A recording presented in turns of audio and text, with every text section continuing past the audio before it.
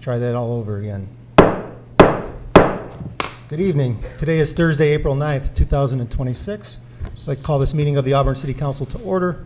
Mr. Clerk, please call the roll. Councilor Diego. Here. Councilor Overstreet Wilson. Here. Councilor Cuddy. Here. Councilor Clarko. Here. Mayor Genatino. Here, please stand and join us in the Pledge of Allegiance. I pledge allegiance to the flag of the United States of America and to the republic for which it stands, one nation, under God, indivisible, with liberty and justice for all. Please remain standing for a moment of silent prayer and reflection. I think we're all going to need it this evening.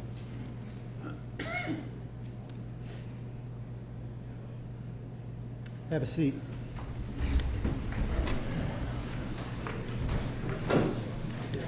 There are no public announcements this evening. We're going to move on to the public to be heard. At this point in time, we will open the public to be heard portion of the meeting. Residents are asked to state their name and address for the record. Please keep remarks to 3 minutes or less. Please observe commonly accepted rules of courtesy and decorum. Is there anyone wishing to be heard this evening? Mr. Bush. Dale Bush, 116 Standard Woods. I'd like to kind of say that with the crowd that you've got here, probably you've already exceeded the maximum for this room. You've got a hallway of people going all the way to the door, that this meeting should be canceled and held in a larger auditorium somewhere. So, thank you. Thank you, Mr. Bush. Unfortunately, I don't think that's feasible this evening due to the budget calendar. This is being recorded. It's being live streamed. People are welcome to watch it. Is there anyone else wishing to be heard this evening? Yes, ma'am.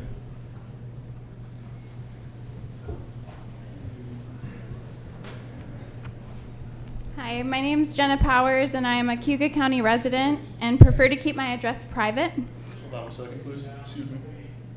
You gotta go ahead and state your address for the record like everybody else, please. I would prefer to keep my address private. The address is part of the... Aurora. I live in Aurora.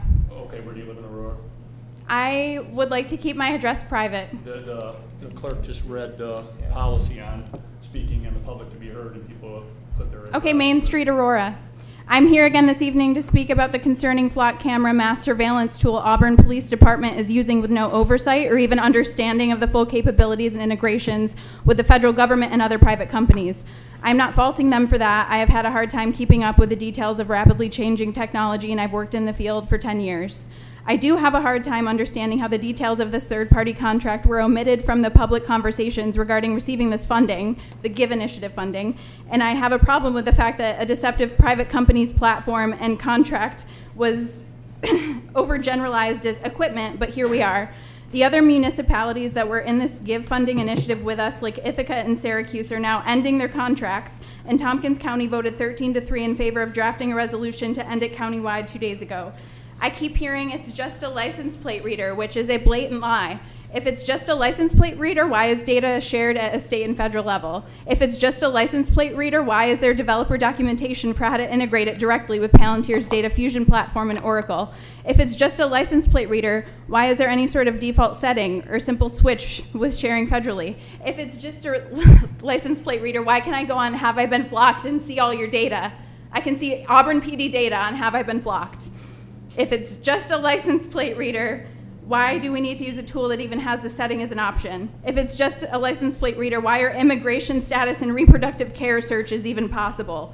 If it's just a license plate reader, why is Garrett Langley, Flock's owner, securing patents in the area of insurance coverage, finance, and cell phone surveillance? I'll tell you why. It's so when you get into an accident, or claim anything on the insurance that I'm sure everyone here pays a lot of money for, they can deny your claim based on video footage. Ms. Powers, you do have to address this body, okay? Okay. Not the public. If it's just a license plate reader, why does Flock have a patent for using neural networks to track pedestrians by appearance? I do not consent to a private company using AI to aggregate my mass surveillance data and feeding it into systems owned by technocrats and pedophiles, especially when in the very near future that data can be our children's faces walking down the sidewalk. Not to mention the budget crisis we're in. APD receives the state funding, but that won't continue forever. How much is this OS software annually? then taxpayers will be footing the bill for their own mass surveillance. APD is also ignorantly ushering in their own irrelevance. New York State Give Initiative funds mass surveillance tools, but how about funding for your salaries? If you think it's not headed in the direction of real-time crime centers and drones as first responders, well then take a look at Flock Safety's new services and features in Paterson, New Jersey, Aurora, Colorado, DeKalb County, Georgia, Chula Vista, California, Providence, Rhode Island, Monroe County, and Colorado Springs. Thank you. Thank you, Ms. Powers. Is there anyone else wishing to be heard this evening? Mr. Bufano?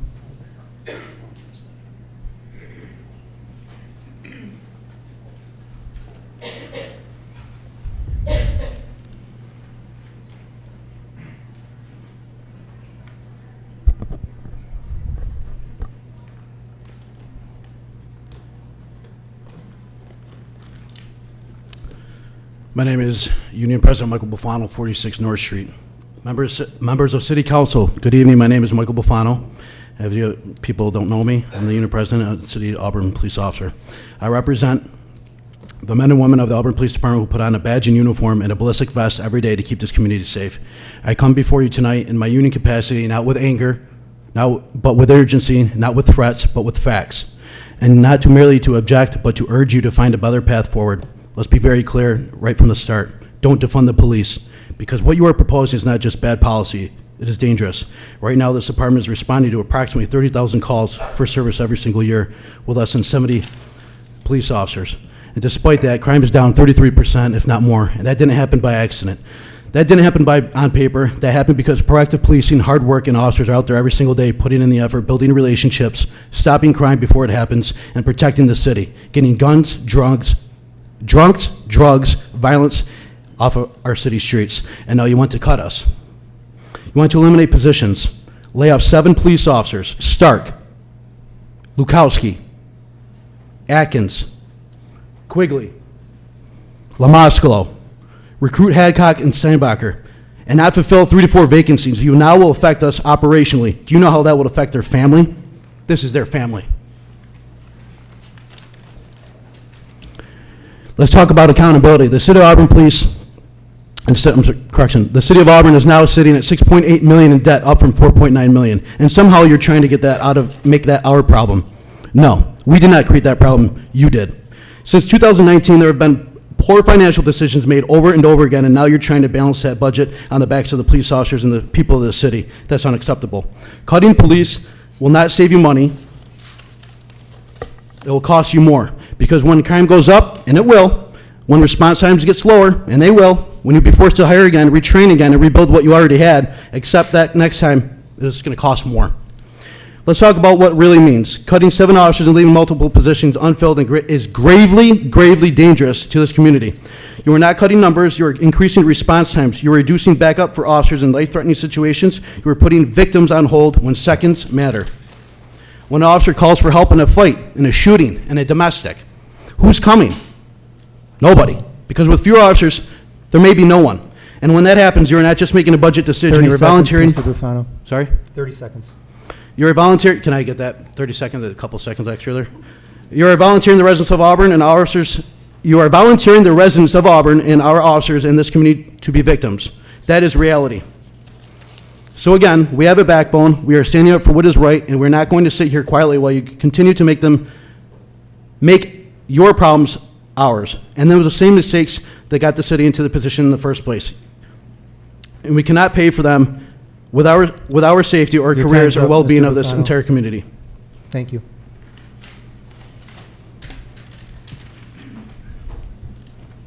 Mr. Bishop.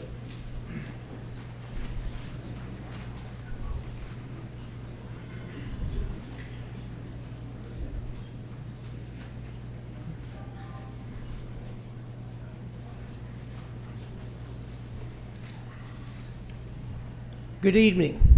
My name is Andrew Bishop, and I live at 19 Bradford Street. Normally, I'd be talking about welcome to Auburn, don't drink the water, because as we all know, Moravia and Groton are cheating. Mr. Bishop. And I apologize, this Mr. body. Mayor, I'm talking to you. You're right. But they're listening too. Sure, but you got to talk to A lot of us. the taxpayers and voters are here tonight for a variety of reasons. We'll get to that in a moment. Are you gonna allow me my time back now that you've spoken? I'll give you 5 seconds Thank back. you, sir. You're welcome, sir. Normally, I talk about how Moravia and Groton are cheating and dumping undertreated sewage into the lake, and they're diluting it deliberately with drinking water, thinking they can hide that, even though we know stable isotope analysis would prove those culprits to be who they were. These people that are out here, they don't like crime any more than I do, Mr. Mayor. That's why they're here. So let's talk about how come this place is filled to the brim finally. For once, every good citizen has come here. These are taxpayers and voters, Mr. Mayor, and they're all looking at you and the rest of the city council. And they want to know what you're going to do about their jobs. Are you going to back them up? Or are you going to stab them in the back, as it were? I'm talking metaphorically, of course. You have a very hard job to do. There's a lot of hard decisions for the entire council. If the news is true and the average taxpayer is going to have to go up another $900, you know what I say? Give me the bill. God bless you all. Thank you for listening to me.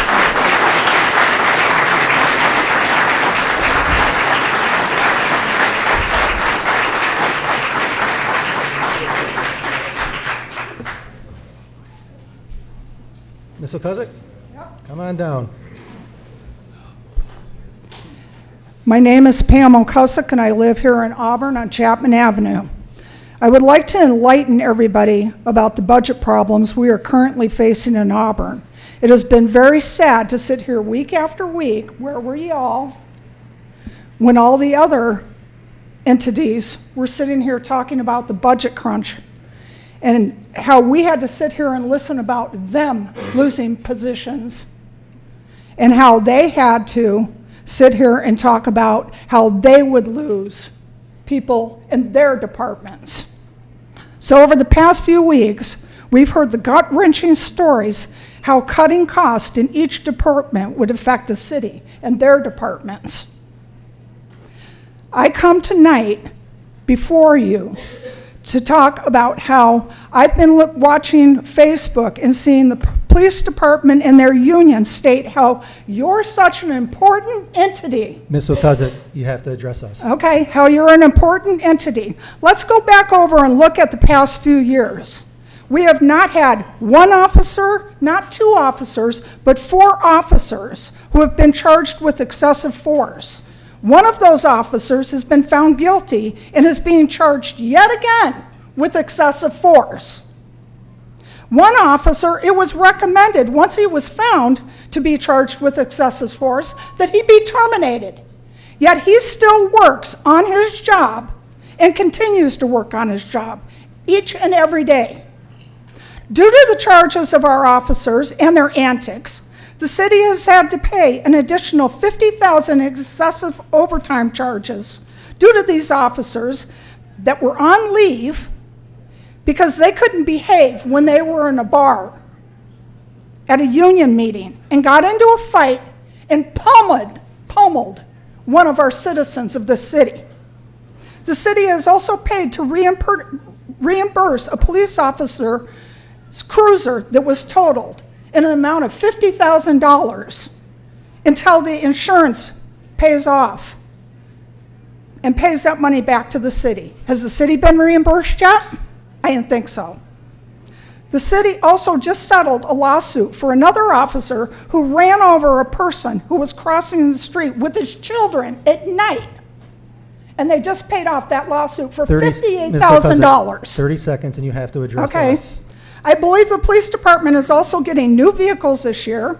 They're getting their body cams paid off. 6 new officers were just hired, not to mention the $25,000 in renovations that they just had done to their building. All of the departments are important, don't get me wrong. But I would say the person whose house is on fire, they find the fire department pretty much an important entity Ms. too. Okuzik, your time is up, ma'am. Thanks. Thank you. Mr. Gaybeck.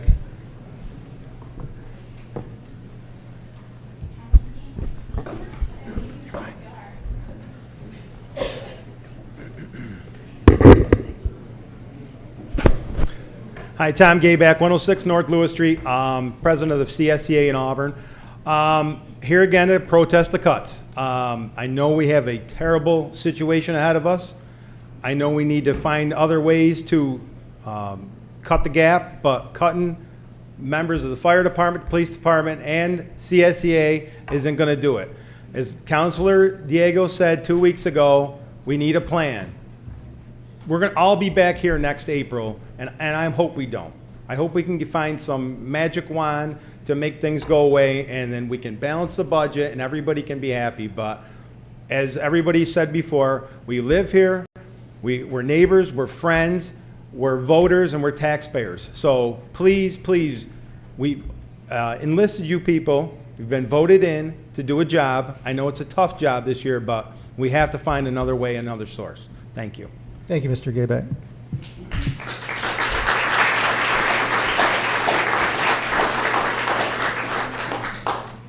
Is there anyone else wishing to be heard? Yes, ma'am.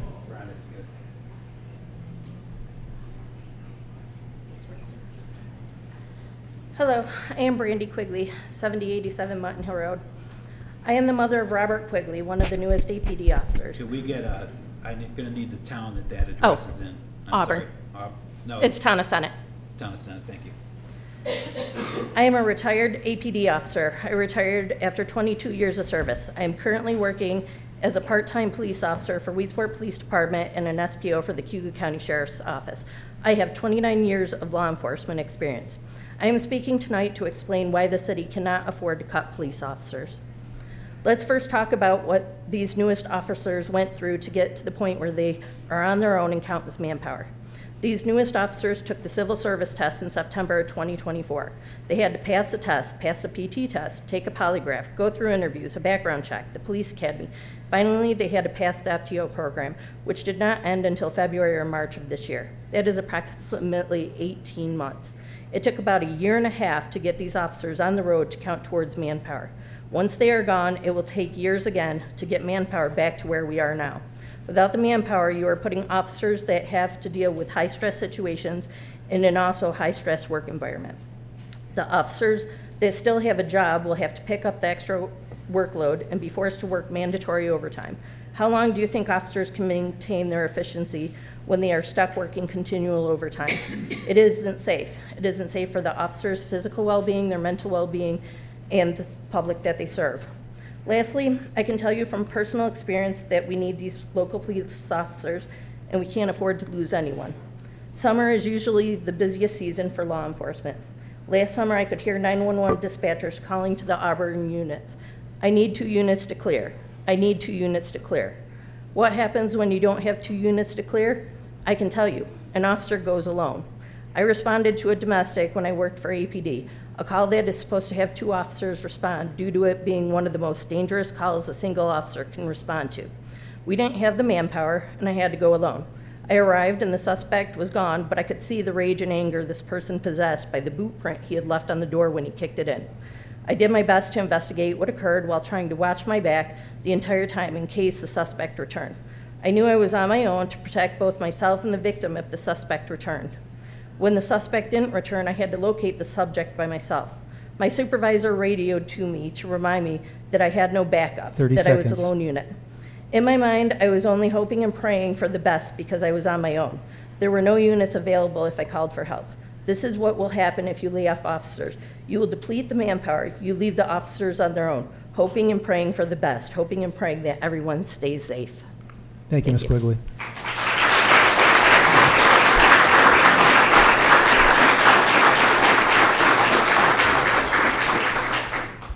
Is there anyone else wishing to be heard? Yes, ma'am. Either podium.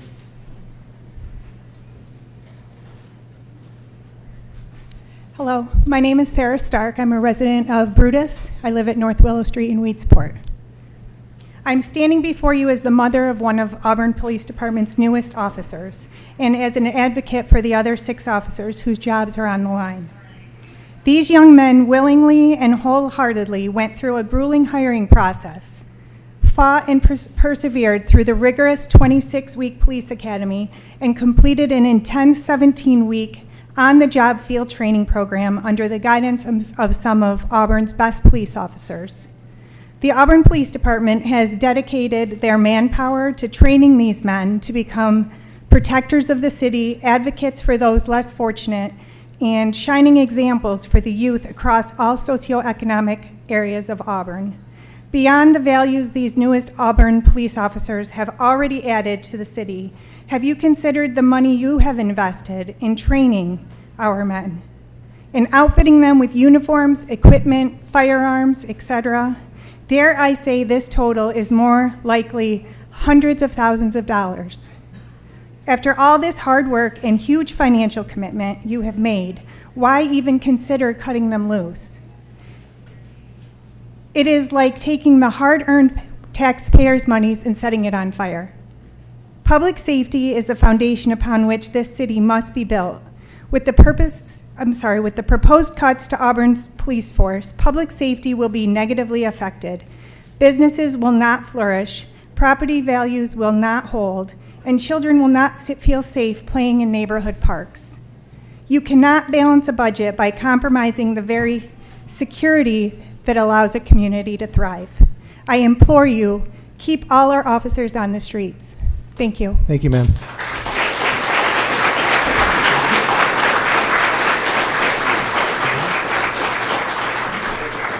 Excuse me, is there anyone else wishing to be heard this evening?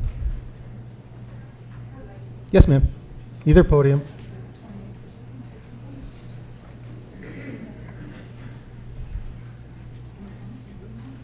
Hi, I'm Chris Gray. I live at 7085 Parsell Road in Auburn, considered Senate. Been there for over 32 years. I worked in Auburn Hospital as a critical care nurse for years, for over 30 years ago. And at that time, it was very dangerous when we had prisoners coming in, overdoses, and we do have one of the major maximum security prisons in this city.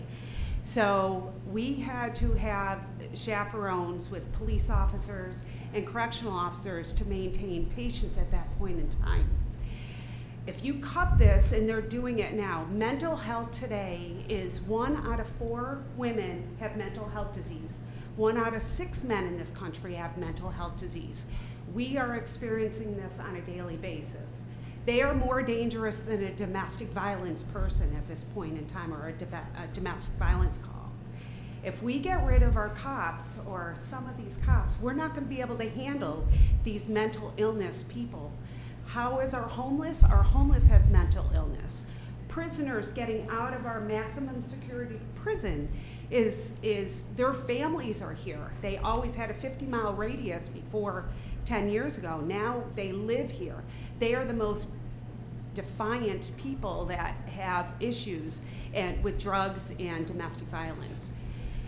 What is our budget today? What percentage of our budget is going towards the police department? Is it 29%, which is the average of a local police department in our city, in our country? Is it $10 million? Because $10 million is the average in our country for this size of a city. We need to ask ourselves, what are we giving? And what can we take away? Look at all the other departments, whether it's the fire department or the ambulance department, the hospital, the prison. It needs to be, the budget needs to be secured. And if we take away, we're in big trouble, because I'm seeing mental health every single day in my career as a nurse practitioner, and it's scary. Thank you, ma'am.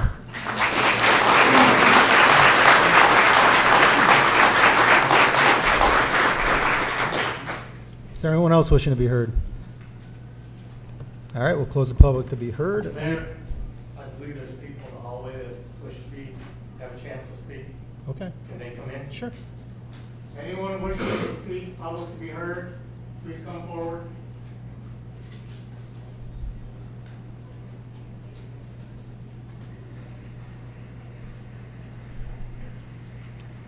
Are you going to speak?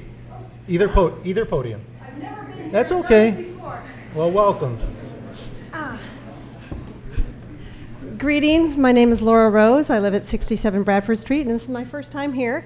First, I'd like to thank everyone for what you do. Ma'am, I do have to ask you to address us. Okay. I would like to thank everyone for what they do. I served Auburn for 15 years as a paramedic, worked intimately with cops, firefighters, and EMS.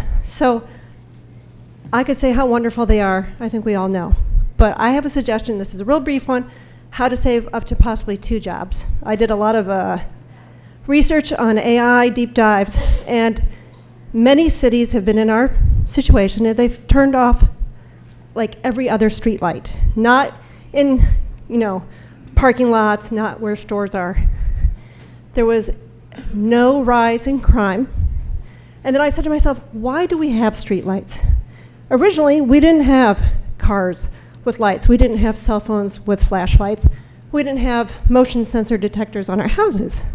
We had horses, horse poop, and they had open ditches, open sewers, and that's why we had streetlights originally. They have saved thousands and thousands of dollars, and I did the calculations. You could probably save 2 jobs if we just shut off some of the streetlights, and a lot of the cities turned them back on when they were fiscally sound in the future. That's all I got. Save 2 jobs. Thank you.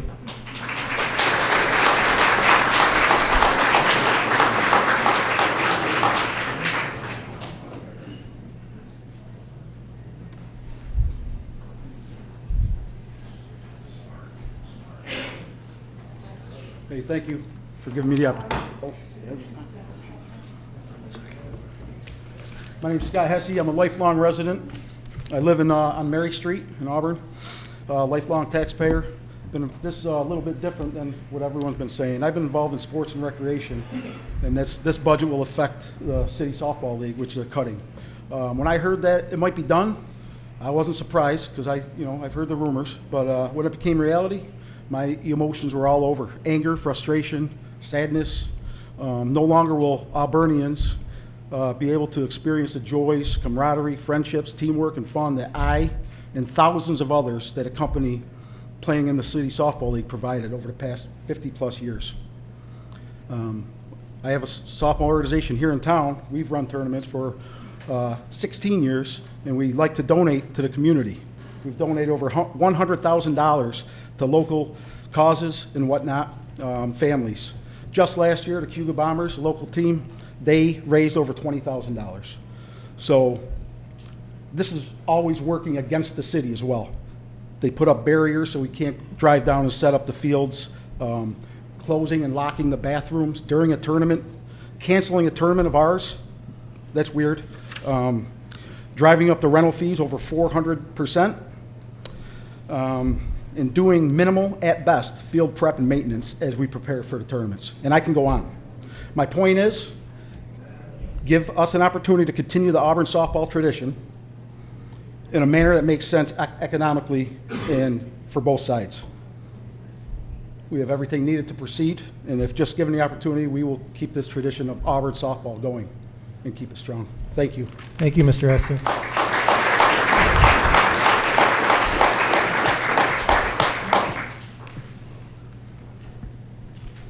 Is there anyone else wishing to be heard? Anyone in the hall? Oh, yes, sir.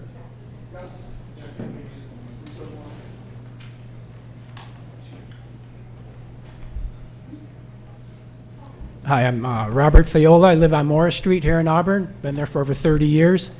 And one suggestion. I don't know how many of you have ever done a ride-along with a police officer. Who has? Council? Great. Second shift, third shift, or first shift? I think all 3 shifts. Yeah, I think you ought to do that. It's a suggestion.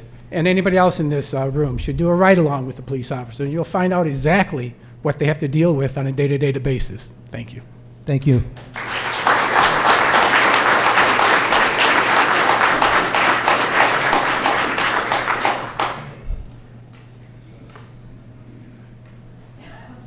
Hello. Hello. Rachel Bailey, 6070 East Lake Road. I'm here to talk about the cameras. Is that Owasco? It's Auburn, but yes, town of Owasco. Town of Owasco, thank you. I'm here to speak about the license plate cameras. I know over the last few weeks there's been a lot of talk about it. However, a few weeks ago I had one of my neighbors in the city who went to take her dog to the vet and didn't make it back. She was lost. So I went down to, after looking for her for a few hours, we went down to Auburn Police Department. She doesn't have a cell phone. And they were very instrumental in helping us find her. So they put out a be on the lookout for her. And a few hours later, they did call us and say that her vehicle was kind of circling and a still shot was taken. They couldn't tell where she was at that point of time, but an hour ago they realized she was in Clyde. So I headed to Clyde to go pick her up, and they dispatched further information out to the state troopers, and they were able to recover her in Red Creek. So I did meet the state troopers up in Red Creek, and they were very instrumental in me getting her home safe. She was lost for about 11 hours. So I don't feel like they're tracking us. I feel like they were very helpful in locating a lost person, especially someone that doesn't have a cell phone, and her vehicle was the only way that they could track her. Thank you. Thank you, Ms. Bailey.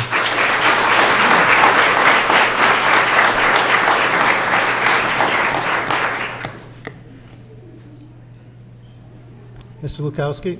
How you doing? I'm great. How are you? I look at it this way. If you're running out of Mr. money... Mr. Lukowski, I need you to state your name and address for the record. Okay. Eric Lukowski, lived in town for 56 years, 54 Perry Street. I just look at it this way. If you're running out of money, that's your problem, not a my problem. No different if I came into this place to pay my taxes and I told you I ran out of my money, what would you say? Too bad. Pay your taxes. And if to get rid of the police department, if I'm a drug runner, I know when I'm running all my drugs at nighttime. When am I going to rob stores? At nighttime. That's all I got to say. Thank you. You shouldn't get rid of any city workers at all. And the other thing is when the election was going on and I see these elections and commercials that I've been serving the city on the city board for 16 years. You should be ashamed because it's the same thing all the time. So, thank you.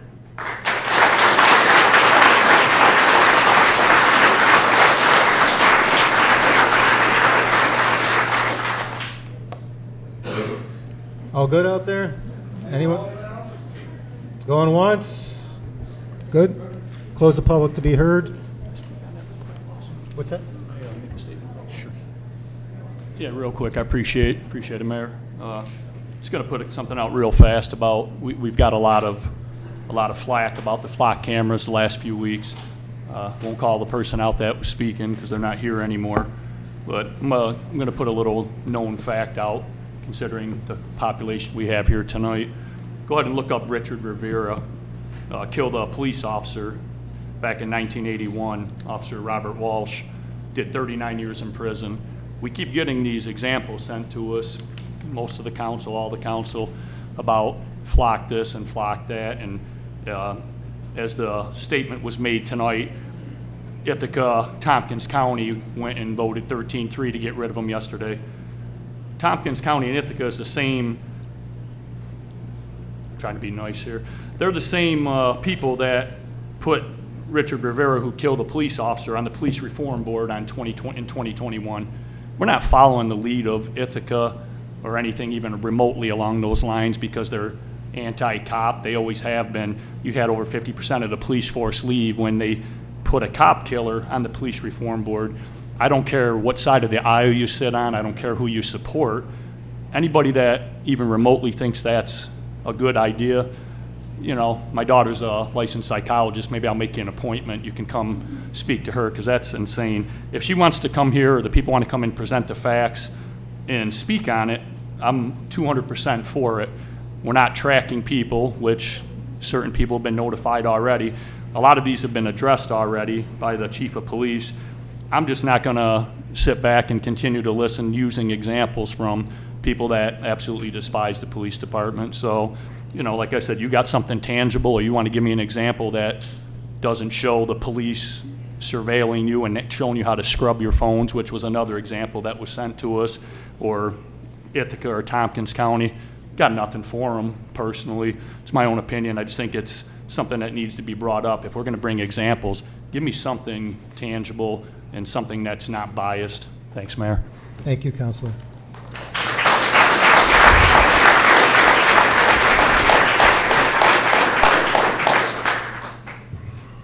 Moving on to the approval of the meeting minutes from March 12th, 2026. Do we have a sponsor? Councilor Clarko, second by Councilor Cuddy. Any questions, discussion, or changes? Hearing none, please call the roll. Councilor Diego? Yes. Councilor Overstreet Wilson? Yes. Counselor Cuddy? Yes. Counselor Clarko? Aye. Mayor Genatino? Aye. Carried. Approval of the March 19th meeting minutes. We have a sponsor. Counselor Diego, second by Counselor Cuddy. Any questions, discussion, or changes? Hearing none, please call the roll. Counselor Diego? Yes. Counselor Overstreet Wilson? Yes. Counselor Cuddy? Yes. Counselor Clarko? Aye. Mayor Genatino? Aye. Carried. City Manager's report. Ms. Thank you, Haynes? Mayor. Just want to draw everybody's attention to open bid opportunities on the city's website. The 2026 Road Improvement Program bids are due on April 21st. Utilizing our 2025 road program funds, Northern Asphalt is planning on starting Lake Avenue paving between Osborne and Swift Street by the end of next week. Some road closures will be required, and we're working to update the city website to provide further updates to the public. And just a quick note, the insurance proceeds for the police department cruiser were received. All right, very good. Any questions for Ms. Haynes? Reports from members of council? Hearing none. We will move on to this evening's first presentation, Civil Service Commission. Civil Service Commissioner Jack Hardy, welcome, sir. Always a pleasure. Thank you. Thank you, Mayor and City Council. Sorry, got me. The Auburn Civil Service Commission administers civil service laws for the City of Auburn, the Auburn Enlarged School District, and Auburn Housing Authority. Okay, gotta go.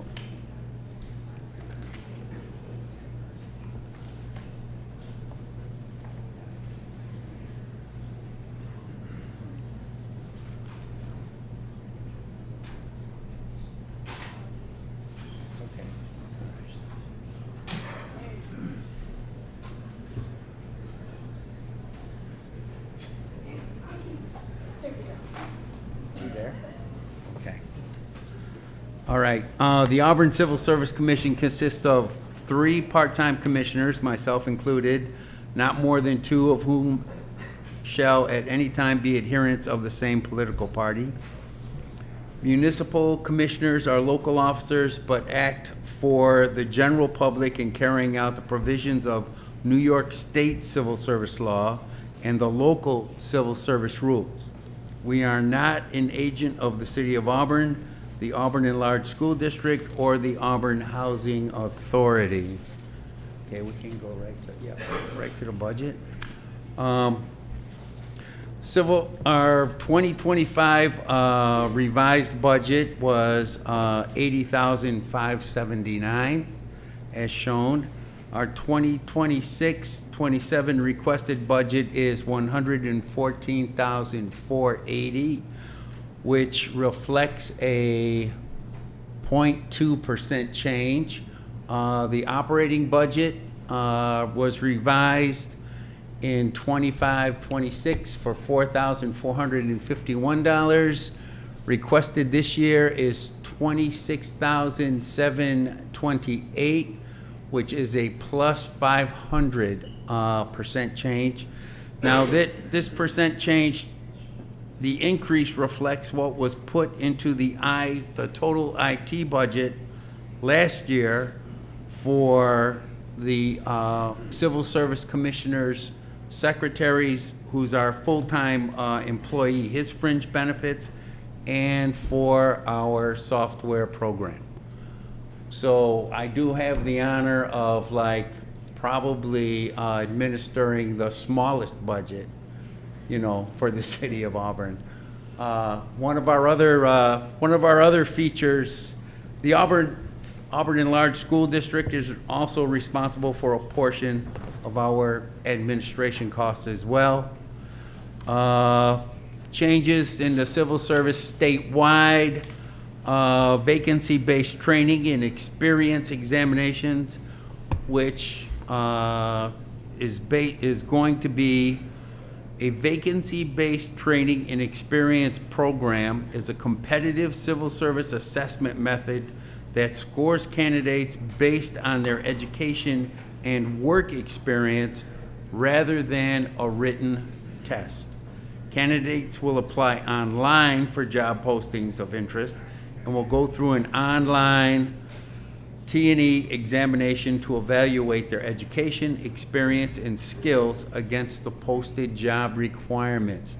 This is all as we, across the state, try to modernize and make civil service more user-friendly and make it more open for all people to apply for jobs. Okay? It's convenient for job seekers to meet prospective job candidates where they are, rather than requiring them to travel to a specific location. Could be a regional location, Syracuse or Fulton, or if they have to come to Auburn. And it allows candidates to take the examination online anytime at any location for vacancies that exist. Efficient and valid scoring, vacancy-based T&Es can be processed instantaneously, meaning that candidates can apply and take the test for a job vacancy in real time. Police officer examinations are offered more frequently, both in the spring and in the fall now. Okay, our most recent written police exam has been posted already. It's for the examination date across the state is for May 9th. So we'll be holding that. Basically that's my budget. On a side note, I'll be working with our partners at BOCES in their media program, because we are operating online now. Specifically, I'm going to be working with Counselor Cuddy's class to create an online video tutorial that would take a candidate step by step through the application process. So that's as we try to modernize. We've been doing that. So, any questions from any? Councilor Overstreet Wilson. Yeah, I have a couple questions. Yes. Thank you, Jack. The percentage of the budget that the school district is responsible for is how much? This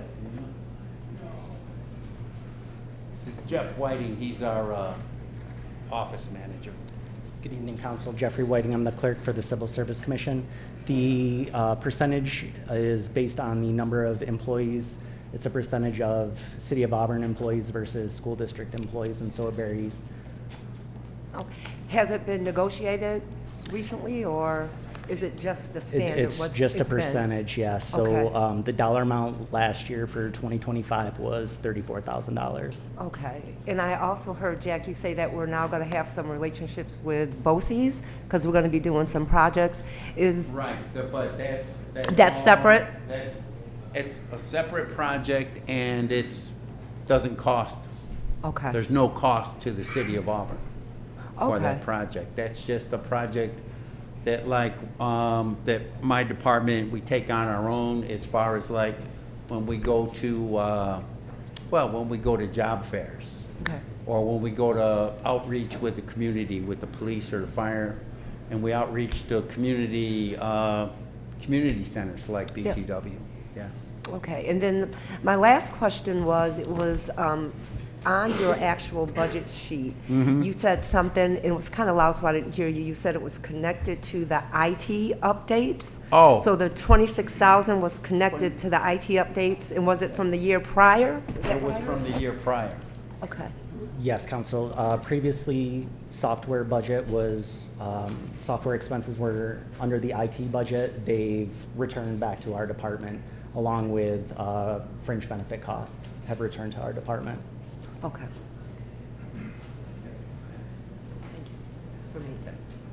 Any other questions from the council? Mr. Hardy, thank you. Okay, thank you.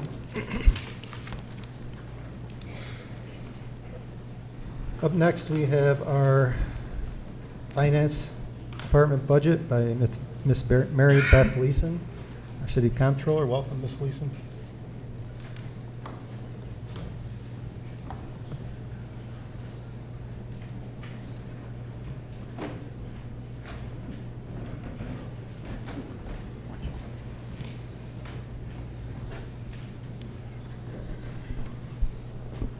Good evening, Mayor and Council. I just want to start off, I've been thinking a lot about how best to present this budget. This has been one of the hardest things of my career, so I'm going to age myself for a minute. I was looking back at my license today. I got my CPA license in 2001, so I've been doing this for a long time, and this is one of the most challenging things that I've ever had to do. And throughout this process, although I may have had some faults along the way, I really want to be respectful. And so I want to start out by thanking all of my colleagues, because this has been hard. And all of the department heads across the city have taken direction, and they've made some hard choices, and they've tried to be creative. And I think that's important. And I continue to look for creative ways to get there. We're working hard every day. I don't want to walk anybody out the door either. So we're trying. I also want to thank my own staff. I know it's been stressful. I have a wonderful team. They all work hard every day. And I couldn't be here doing this without them. So I want to start by thanking them. So I'm responsible for the comptroller's office, the treasurer's office, human resources, assessor, and IT. So I'm just going to talk a little bit. I'm not going to read all the slides. You probably are fairly familiar with what we do, but I'll talk a little bit about what we do, some goals that we have coming forward, and then a quick overview of our budget. This slide just kind of identifies who we have on staff. It's, you know, we're so broad in what we cover. I was thinking about it, and I'm like, we really, with the staff that's in this department, we touch every city employee. We are very public facing in the treasurer's office and the assessor's office. And those services are important. Our assessor's office has been incredibly busy with the reval. Our treasurer's office is getting ready to do a software change, so very big things there. IT has been really instrumental in some of our capital projects and things like that, but just keeping us running with a very small staff. And then obviously in my office with HR, payroll, and accounting, we're small but mighty. We do a lot, so I appreciate all their work. Thank you, Tim. I have a wonderful assistant over here. So part of what my focus has been, and I was actually joking about this the other day, that everything for me is about the process. So we've really been working on policy and refining our processes so that we're the best version of ourselves, that the audit goes well. It's really important as we go forward for audit to be strong, and that helps our bond rating, which ultimately helps us financially. So really getting our accounting policies and procedures in place, and really making sure that we're doing the right things for the city. So as we talked about policies, annually we update investment procurement. We did adopt a fund balance policy and a capital asset policy this year, and then recently you did adopt tax collection policy. I'm going to be bringing forward some recommendations for changes to the revolving loan. That program we had to put on pause for a little bit. We're going to come back with some recommendations on that as well. Obviously, Ms. Leeson, I yeah. think Councilor Diego has a question. Sure. Yeah, I just had a question about that revolving loan program. Yep. I know that it was put on pause. Originally, it was a few months. Now I understand it's in like July. I guess the issue I have with it is I'm not against if they're going to take the policy away for sidewalks and curbs, because you can still live at your house if your curb or sidewalk has to be replaced. But the people that are asking about it, asking me personally, are speaking on, you know, the water and sewer lines. A lot of people can't go out and just come up with $10,000, $15,000, $20,000 to have those lines replaced. That's the beauty of the program here. I believe, what is it, 6% interest on that? Correct. I remember when the auditors told us that we should probably get rid of that back in January. I'm just trying to figure out why, if we're making money off of it and we're being able to help the constituents, why would we get rid of the program? So, I mean, there's a couple of things that we need to think about, but the most important to me is cash. So the council had approved a specific pot of money to loan out. that sewer pot is all gone at this point. And with the capital project that's going on in the sewer fund, we have to upfront the expenses for that project and then get reimbursed from the state, which isn't always fast. Christina does a ton of work to get reimbursed, but it takes time. So it's kind of been a draw on the cash in the sewer fund. And I wanted to make sure that if I was going to come back with a recommendation to add more funds to that revolving loan pot of money, that we really truly could afford it. I want to make sure that we're not putting ourselves in a bad spot. So we've been looking at how much is actually going to get repaid. So in May, the calculation will be done to see how much is going to get repaid on the loans that are outstanding currently. And then I'd like to come back with a recommendation to add to that pot of money. The sewer repairs in particular tend to be very expensive. And so that pot of money goes away very quickly. It's a great program for our residents. I'd like to get it there. We did also, just to see what the best scenario was, I did reach out to some banks to see if they would administer the program for us. Rather than it being our money loaning out, look to see if a bank would do loans for our constituents. They will do it, but my concern is, what about the person who maybe can't get a loan? Which is the beauty of having the program ourselves. Right, exactly. So that's why we decided not to go that route. So now I'm trying to determine how much cash I really can or should add to it.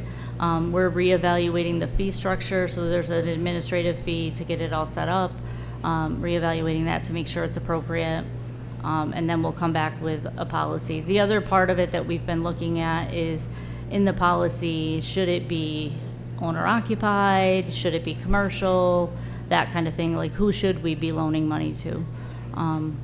So just want to make sure that we have, the right parameters in place. So if I'm gonna approve a revolving loan to, let's say, a landlord, should they have to, like our policy currently says they have to be current on the taxes, but should they be current on all properties that they own, or just? 100% they should. Right. So I want to make sure I get that all in the policy before I bring it forward. So the thought was that we would calculate how much is going to get added back.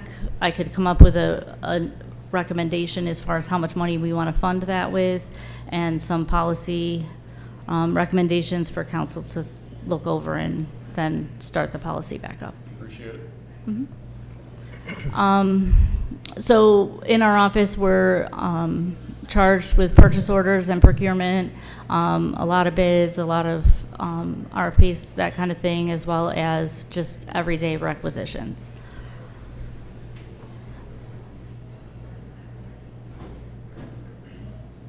We process approximately 3,800 checks a year for accounts payable.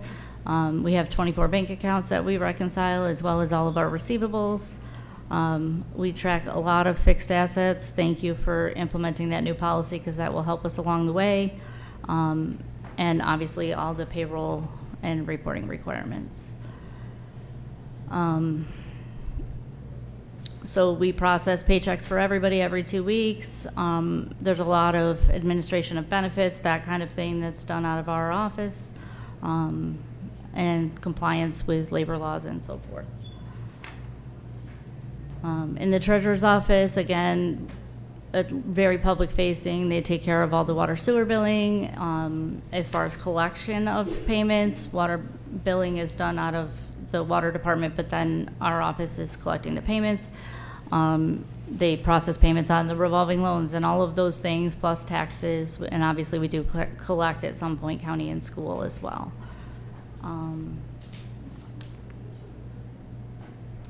The treasurer's office manages our cash flow.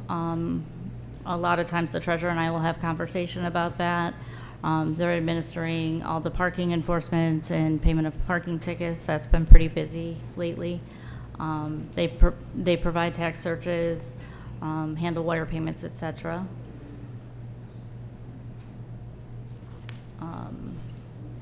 We're very small and mighty in the human resources area. We have one person doing a lot of employee benefits administration and helping our employees with questions along the way, and definitely providing a lot of information about the benefits and how best to use them.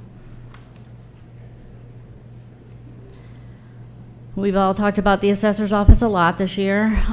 They are in the middle of their Board of Assessment review. They've done a lot of work and also tried to make sure that we're in compliance with New York State as we go through this revaluation process.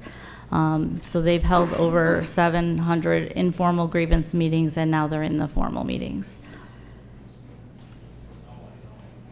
So as far as budget, what I'm starting with is what the requested budget was. So you'll see that our salaries in the finance department are up about 3%. There are 2 senior management employees with a 0% increase, and then everyone else is based on the collective bargaining agreements. Software is back in our department, so this would be our accounting software as well as our tax collection software. And then consulting fees are our audit fee, and we also have to do what's called a GASB 75 review. Every 3 years, they have to do what's called a full valuation. So GASB 75 is post-employment benefits. Every 3 years, an actuary has to come in and evaluate what our total liability is, and then in the off years, they just refresh the data. Unfortunately, this is the full year. That's why that rate has gone up. There are not many firms that provide that service. So I do have a quote from the vendor that we have used. Teresa and I have spoken. We're going to reach out to other municipalities and see if we can get quotes elsewhere to see if we can get something less expensive. But unfortunately, this is our full year, so that's why it's up. And then other contractual expenses are things like supplies, check stock, toner, etc. And then obviously the fringe benefits back in our budget. Central services, this is where we buy office supplies, postage for all city departments. The employee wellness is a contractual expense. So really kept this flat. Teresa does a great job of managing and trying to keep our costs within that budget. So I'm confident we'll make it there. Ms. Leeson, Mhm. Councilor Diego has a Oh, question. sorry. No, you're Sorry. fine. You're fine. Yeah, a quick question about that central services. Mhm. It's just, what's the other, the 11,600 that's on there? Very last line.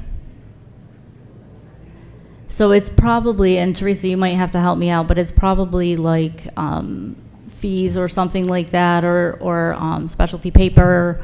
I'm not sure what you have. Is it normal Oh, the that mail machine lease. Is it normal that the budget's to the exact same penny as last year? I mean, basically, we kept it flat. So the cable franchise is a set amount. The employee wellness is a set amount per the contract. And like I said, I mean, 20,000 for office supplies. I mean, that's pretty much all the copy paper for the city. Every year she's come in below. I mean, not by a lot, though. Right, so that was my next question. Obviously, we looked at what we spent for this year, and we're not just going to overestimate it for next year. Right. So when we get to my budget cuts, I did cut a little bit out of there. I don't have a lot of room because, you know, we're buying paper for everybody and pens and all of that stuff. So there's not a lot of room. Even this year, Teresa's like, okay, we're going to pick 2 kinds of calendars, and that's what people get, right? So we're trying really hard to hold those costs.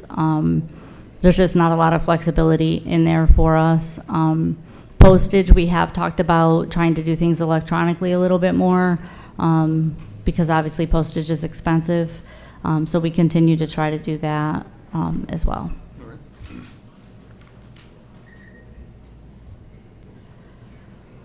This is the assessor's budget. I will tell you that I did end up having more conversation with Jeannie. In the fees line is the CoStar software that we typically use for the reval. She is going to stop that subscription at June 30th, so I will remove that from the fees line. It's $2,890. I'm going to take that out. Contractual expenses is pretty much like they have a vehicle that they drive to inspect properties and so forth, so that's the gas and the maintenance and that kind of thing. And then obviously salaries, just the contractual increases with the fringe benefits added back in.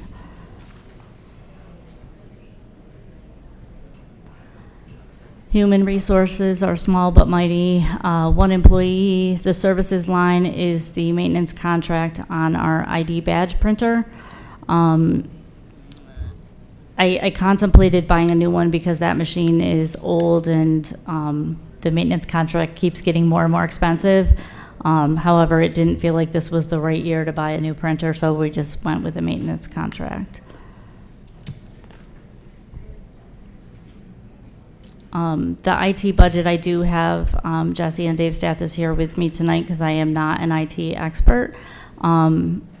Obviously, salaries, still just Jesse with Dave as at a part-time level. The equipment is, hardware replacement. Kind of Jesse is real good about trying to control those costs, and so that's really just trying, if something goes down and we have to replace something. Software has obviously gone way down because the departments are taking back a lot of things, but there are certain things that are citywide, like Adobe and that kind of thing that are citywide. Other utilities is primarily First Light, which is our data provider. Services and consulting, we do have some consulting work that's done for additional support, IT support.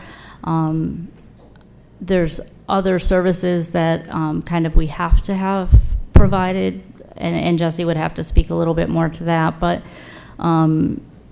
we do have certain things. Jesse and I did talk a lot about what we should fix going forward. So things like our copiers right now, the contract is end of life.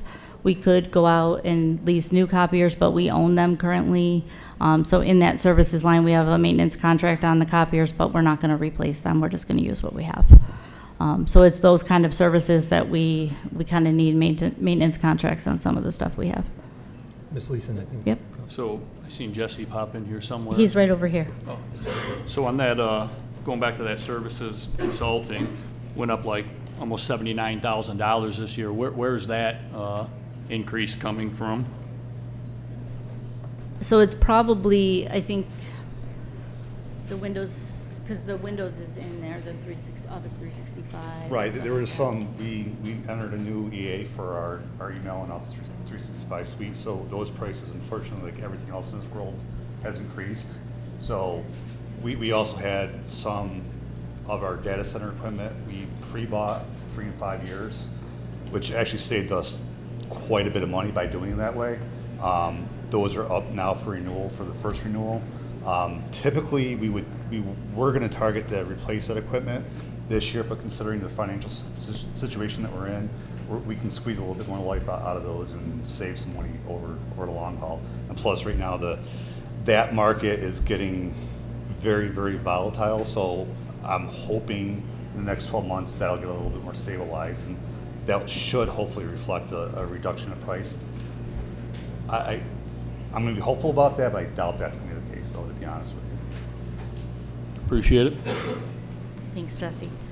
Other contractual is really things like travel and training. They do go to some training, like things with cybersecurity and also other municipalities and their IT staff, which has proven to be beneficial. And then obviously fringe benefits back in that budget. Sorry.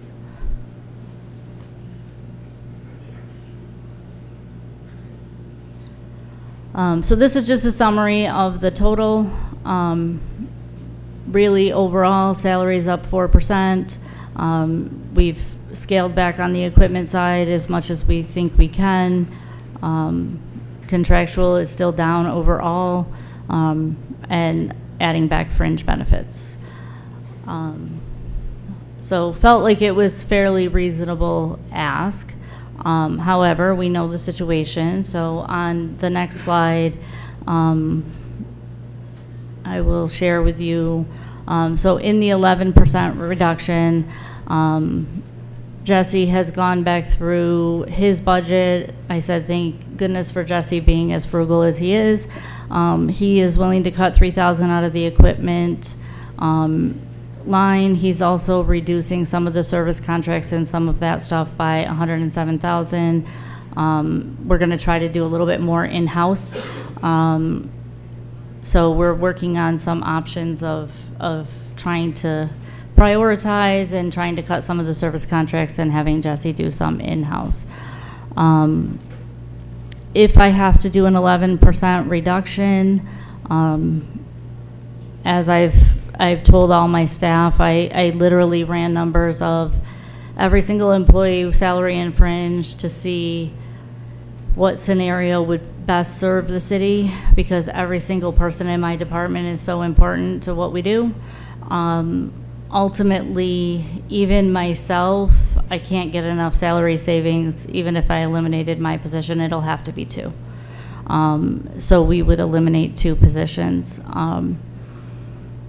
I'm still battling all of it around in my head as to where we would go, what position we would cut. There's a million different ways to go. None of them make me feel great, but I want to try to find the one that's going to least impact our citizens. So trying to figure that out still. But ultimately, I know it'll be 2 because I have to, in order to get there, I need that much. And then, sorry. Councilor Diego? Oh, so I'll go back to the other slide when you're done with this one. That's okay. We can go back. Just, I think I might be missing something here. When you're looking at the 2025, 2026, the fringe benefits were included in there. Right. And it was 2.1 million. This year it's 2.7 million and change.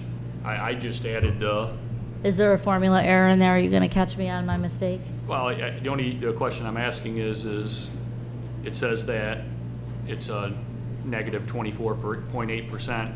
I just used the benefits that you put in for this year and added them into last year's. And Yeah, it's definitely the benefits skew that percentage. So really, I should take the benefits out. Yeah, because you're actually, if you look at what if the benefits were the same last year, which I'm sure they're not, but that's Right. 2.7 million in this budget.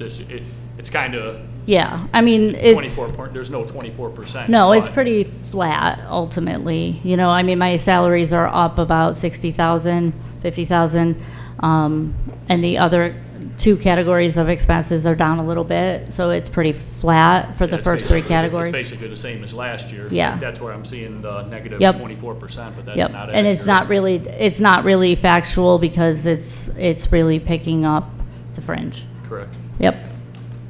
Fair enough. So in scenario 2, I'm gonna recommend elimination of 2 full-time positions. I'm not sure where I'm gonna go right now, but we'll get there. And then in the 8% reduction,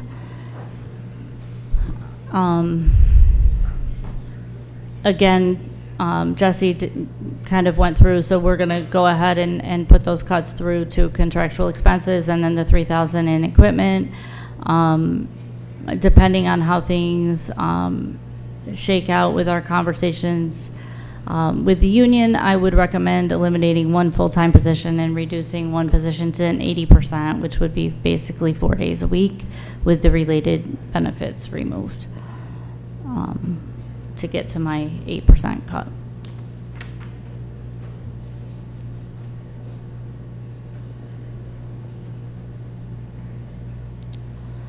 So goals going forward, we would like to implement formal policies for our debt limit and a travel policy. Obviously, a 5-year financial plan is critical. At this time, we do need to move forward with the transition out of AS400. The operating system is no longer supported. When we start to do that new tax software, that'll be a big chunk of it, but there are other things that we need to work on getting out of AS400. And then we're going to continue to expand our usage of Munis. There's some more things that we can do in there. We're paying for it. It'll make our process a little better. So that's on the radar. I'm not going to guarantee that we'll get there this year because we've got some big things in the top 3, but we'll keep trying. Any other questions for me? Councilor Diego. Yeah, I know I asked you this probably every time you go up there. Mhm. What plan do we have in place so we're not going through this year after year? I know I asked the same thing over and over again, but I'm looking at this budget with an extreme amount of cuts that may have to take place, but we still have zero fund balance to use next year. So where are we, when you, and I know nobody wants to hear this, unfortunately, but nobody talks about the past, but to put an effective policy and procedure in place so we're not in the same predicament. You look back at the last 4 or 5 years and you see what we've done, or 10 years, whatever the case may be, not pushing blame on anybody, but that's the facts. That's the only way that you can formulate a plan, so we're not going through this every year. There's no way possible we could make these cuts if that's what this comes down to, and come back and tell the same people sitting here next year, well, hey, sorry, we got no money in the fund balance because we might as well just move out of the state at that point. It's just not gonna work. We have to have a plan. You know the numbers, Mary Beth, better than anybody, and I know there's a ton, you and your assistant and everybody in the office. Maybe this is the wrong term, I'm gonna put it back on you to make this work, because you know how to make it work. And you know, sometimes you say things and I don't think you wanna say them, but you need to say them because you know the numbers and you know what we need to do to make this thing come together. And that's the job. You know, we have a lot of department heads getting paid a lot of money, and you know, they need to be held responsible as well. And that's the way I feel about it. I know you can do it.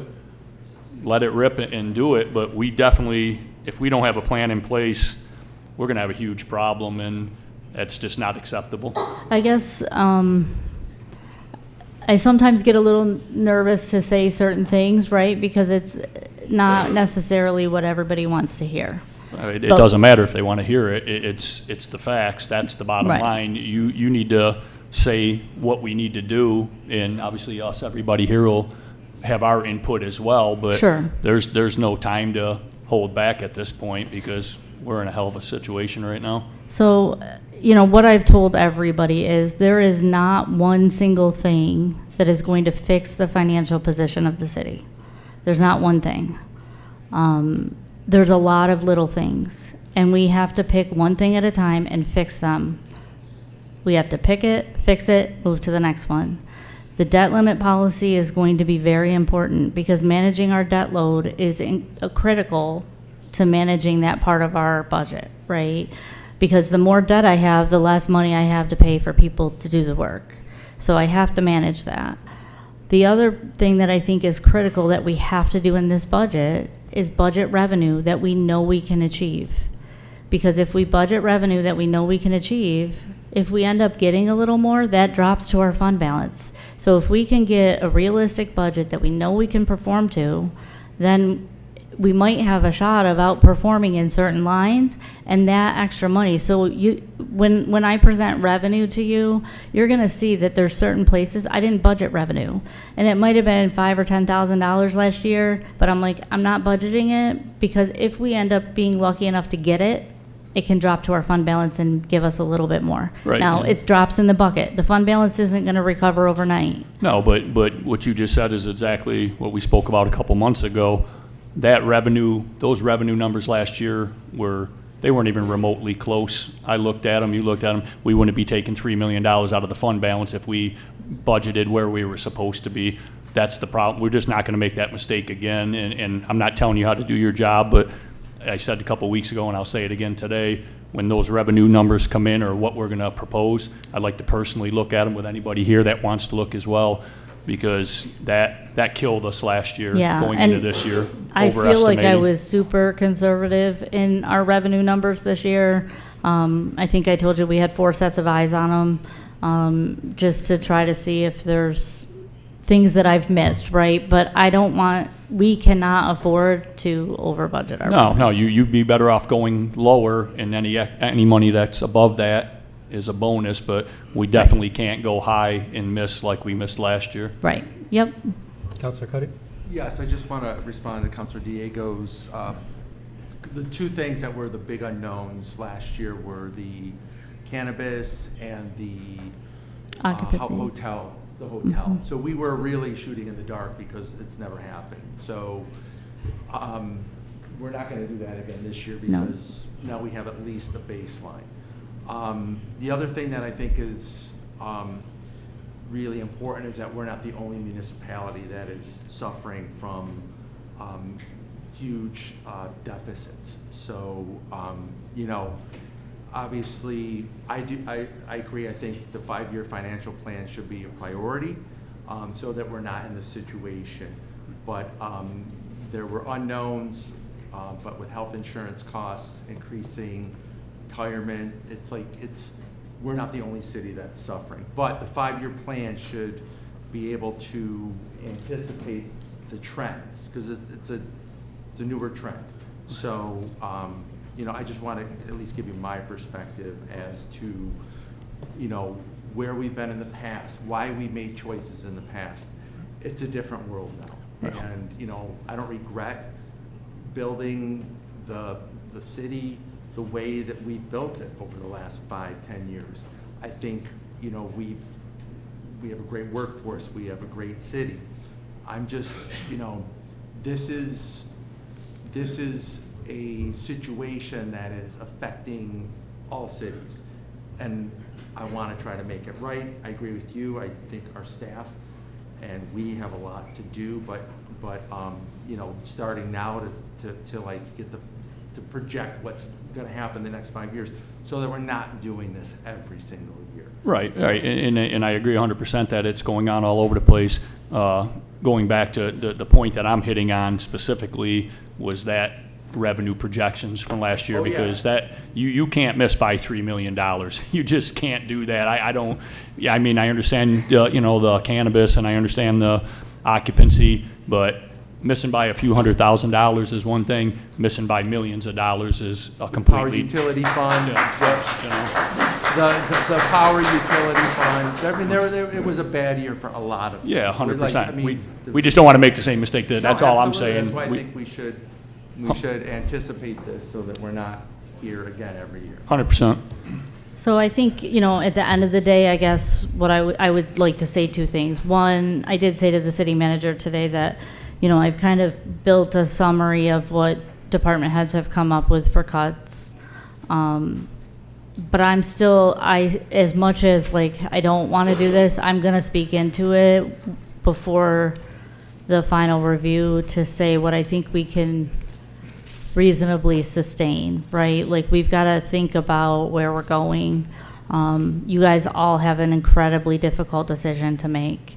And I have no crystal ball to tell you what exactly the right decision is, but I want to like make sure at least the numbers make sense before you vote on them. So I do want to at least provide that. The other thing that I just wanted to say is that I did watch a little bit of the City of Syracuse's budget presentation. And so this kind of speaks, but they're in a great financial position right now compared to where we are, because they're not going to have to lay anybody off. But one of the things that they talked about was their sales tax revenue budget. And if they're not able to hit it, they're going to be having a hard time making up that revenue. And I think that's very important. The city treasurer and I have talked about that, making sure that we budget sales tax revenue conservatively so that we can hit it. Because if something turns in the market and people don't have the money to afford to go spend, we're not going to get that sales tax revenue. So we have to really think about that as we go forward. I certainly don't know the City of Syracuse's numbers, but what I'm saying is I want to make sure that we're positioning ourselves well for the future. Right, and that's exactly a perfect example when you're talking about sales tax revenue. Personal opinion, once again, obviously, we shouldn't be budgeting 1 penny over what you got from the cannabis last year, because whether anybody's going to talk about it, we spoke about it, the mayor spoke, everybody here spoke about it. They were already open past 8 o'clock. So they're saying we're going to lose revenue if you don't let us stay open. I don't care if they stay open or not, personally, if they stay open till 10. But to say that that's going to affect their revenue when one was open till 9 o'clock 4 days a week and 10 o'clock the other 3 days a week, one was open till 8 o'clock 4 days a week and 9 o'clock, we were only going to get an extra 2 hours out of one business that closed at 8 like they were supposed to per the code. So once again, we can't say, well, geez, let's put 200,000 on sales tax revenue when we got 132,000 this year, because they were already open those hours. Yeah, I think you'll see that, and I'm going to present on revenue in a couple of weeks, but I think you'll see that it's pretty conservative. Two things. In terms of financial planning, can you talk a little bit about the annual audit? Because I'm sure a lot of people don't realize that we are independently audited every year by law, and how that plays into financial planning and the decisions that you make. And my understanding is, at least in recent memory, they've been non-modified opinions, which is good. I never realized that was good until I got involved in local government. But we have been rated where we need to be rated. So can you talk a little bit about the audit and the importance of that? So every year, actually somebody asked me today, what are you going to do after the budget is over? Well, what I'm going to do is start preparing for the audit. So we get, to year end. Obviously my staff does a lot of work to do the year end close. We start balancing all of our accounts. We're, checking everything and getting prepared. The auditors really are testing internal controls. They're looking at our policies and procedures. They're looking to make sure that I've recorded everything correctly in the right fund. And then that presentation is critical as we go forward. So a lot of what's driven, like the policies that I'm bringing forward, is guidance from our auditors about what they think would be a best practice for us. I talk to them regularly throughout the year if I feel like there's something concerning, so that I make sure that we're in compliance with the state comptroller's office. I always joke that when I was director of finance at the county, when I got hired for that position, I literally walked in the middle of a state audit, and that was brutal. So you want to position yourself as strong as you can so that you're ready for those kinds of things. Nobody's perfect. We're going to make mistakes. It is what it is. We do just try to fix it at the end, right? I always say I'm not doing brain surgery, thank goodness. So if I do make a mistake, 90% of the time I can correct it. Sometimes I can't, but the audit is putting those controls in place to prevent those mistakes, right? So it's always a second set of eyes on everything that we do.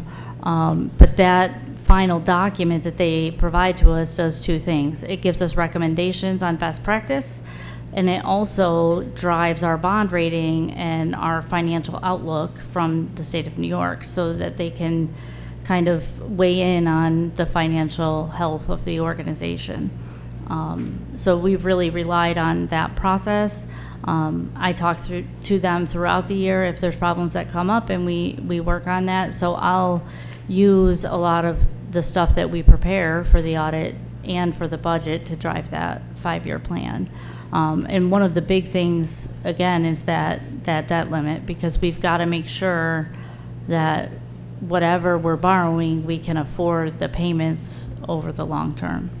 My understanding is between last year and this year, our overall debt decreased, and the interest that we paid on that debt has decreased. Is that accurate? That is accurate. So our long-term debt payments are down about $300,000 this year. We also, Christina Selvik and I work together to talk about a plan for how we're going to borrow. Borrowing is incredibly expensive. You have to pay bond counsel. You have to issue a bond. It's incredibly expensive. So we are only going to borrow every other year. So for those people who don't know, when we do a capital project, we take out a short-term borrowing to cash flow the project, and then only put into long-term debt the amount that we actually need. But we also, it's beneficial to the city if we can keep that short-term borrowing below 20 million. It helps our rating. So Christina and I are kind of trying to do two things. One, reduce our long-term debt load, but also trying to keep our short-term borrowing as low as we can possibly get it. And in recent years, we've reduced borrowing by not borrowing for the road program and using, the one thing that New York State has done right in recent years is they've started allocating ample money for road programs, different pots of money.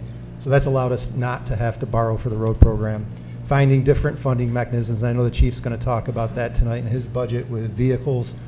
CREST grants from New York State. Senator May came through with a $400,000 CREST grant, allowed us to buy vehicles so that we're not borrowing for those things. Correct. So we have tried to get that in order over the last few years, and that shows by those numbers that you presented. Yes, we're definitely working hard on that. Yeah, and the other thing I want to mention, you mentioned the city of Syracuse not being in the same situation. If you look across the state, they are the rare exception. I'm going to talk about that later. But what I know about the city of Syracuse, I believe a couple of years ago, they went out and hired an independent consultant to come in and basically make cuts. And I know this year one of the major complaints coming out of Syracuse was that there were no snowplows on the road. Right. So they have proactively cut. Maybe we didn't do that here, but we tried to maintain the level of service that everybody expects. So I just wanted to make a note on that. Yeah. Anything else? All right. Yeah, I know you've been here a few years. Was there a debt policy in place before you got here? I know we keep talking about it. So there was I think prior to me, there was a debt policy of $2 million of borrowing in the general fund annually. And that was really driven, I think, off of the road program borrowing. They didn't want to go, the policy was not over $2 million, and a lot of times that was used for road program. All set, Council? Thank you. Thank you. Thank you, Ms. Leeson. Up next, we have the Auburn Police Department budget. Chief Andrasco, welcome, sir.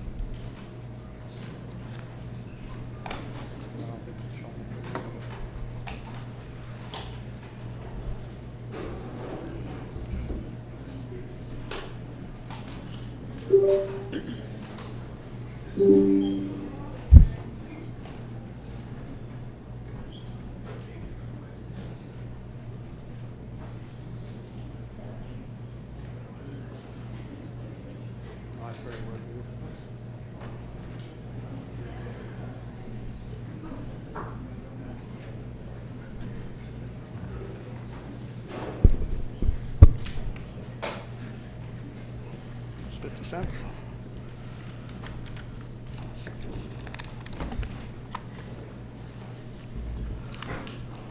Good evening, Mayor and members of Council. About 3 weeks ago, I presented the Auburn Police Department's annual report. During that presentation, I discussed the progress that has been made over the last year from the officers of the police department.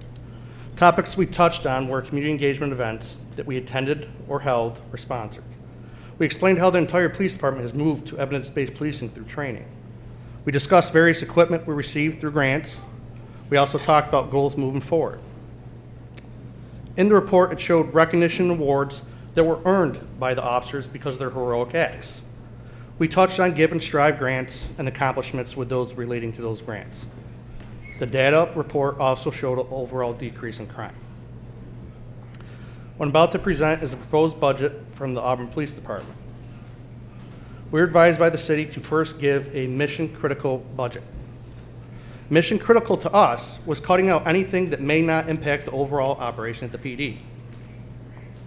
How the process worked at the PD was we sent out an email to each individual who was in charge of a unit, division, bureau, and we advised them to keep it mission-critical. They responded back with a request, and we then trimmed them down from there. The Auburn Police Department then turned over a mission-critical budget to the city at the request. Some of the items that were excluded were furniture, specialized software for our drones, and specialized equipment for test-firing firearms. After we turned over a mission-critical budget, we were then advised by the city to propose and present a 8% and 11% cut on top of mission-critical. Our main goal coming out of these proposals was to save as many police officers' positions as we could.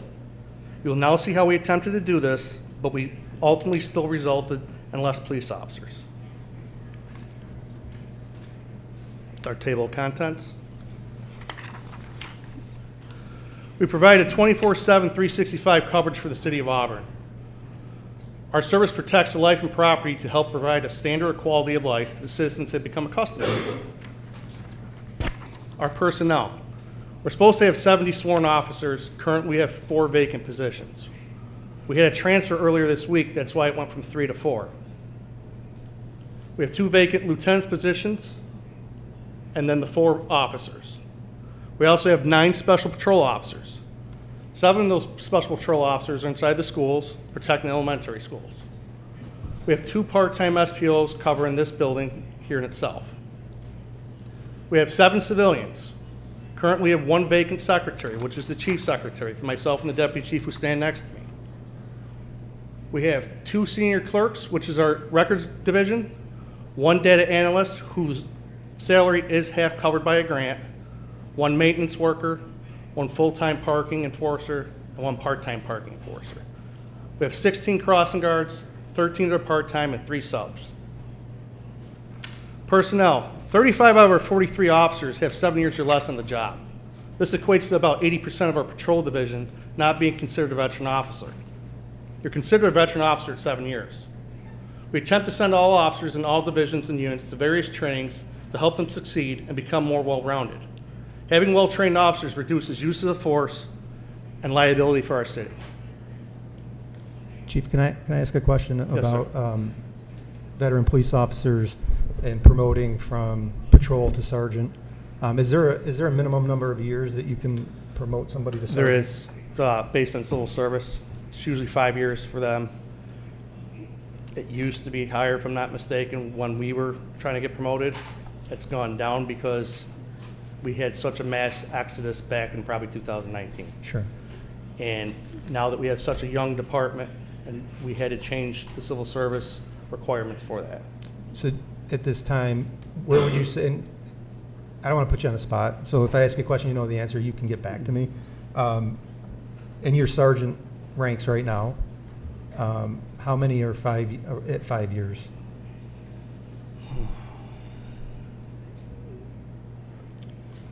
At 5 years or 5 years or less? 5 years or less.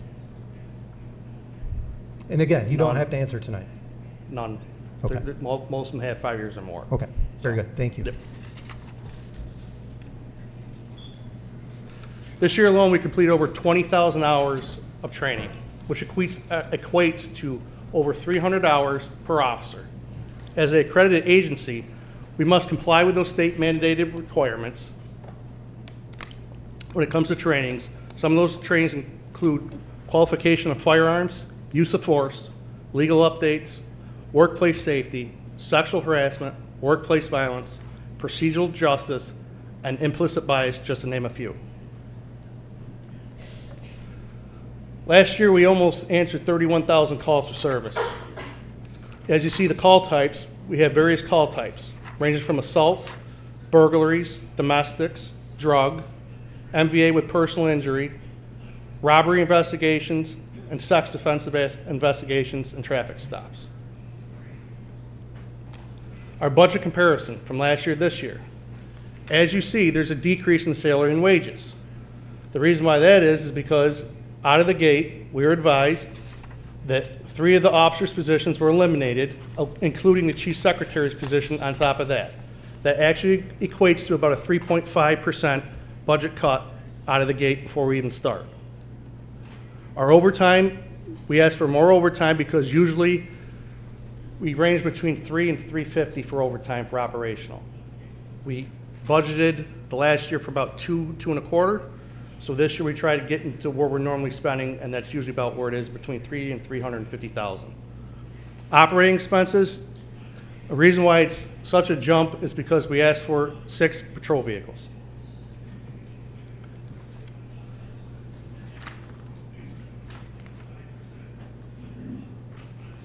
Mission critical continued. Obviously, we discussed the salary and wages. You'll see sick incentive, longevity payout, personal day payout, temporary and part-time salaries, holiday pay, operational OT, shift differential for both shifts, and uniform allowance. Mission critical continued.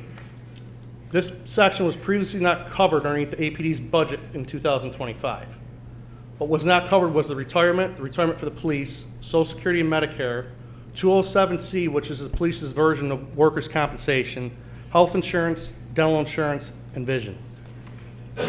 Chief, the 207C line, how Yes, is sir. that number determined? Do we have active cases right now?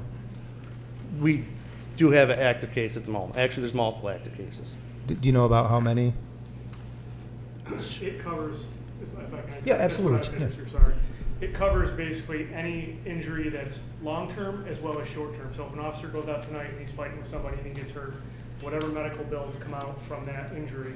So long-term, we have 2 people that are long-term disabled, but we also have multiple shorter-term disabilities or just injury claims that we have to pay out. So that $180,000 is basically a pretty good average of what we do every year, of what we end up having to pay out between the long-term and anything that pops up and any injury that happens to any officer on a day-to-day work schedule.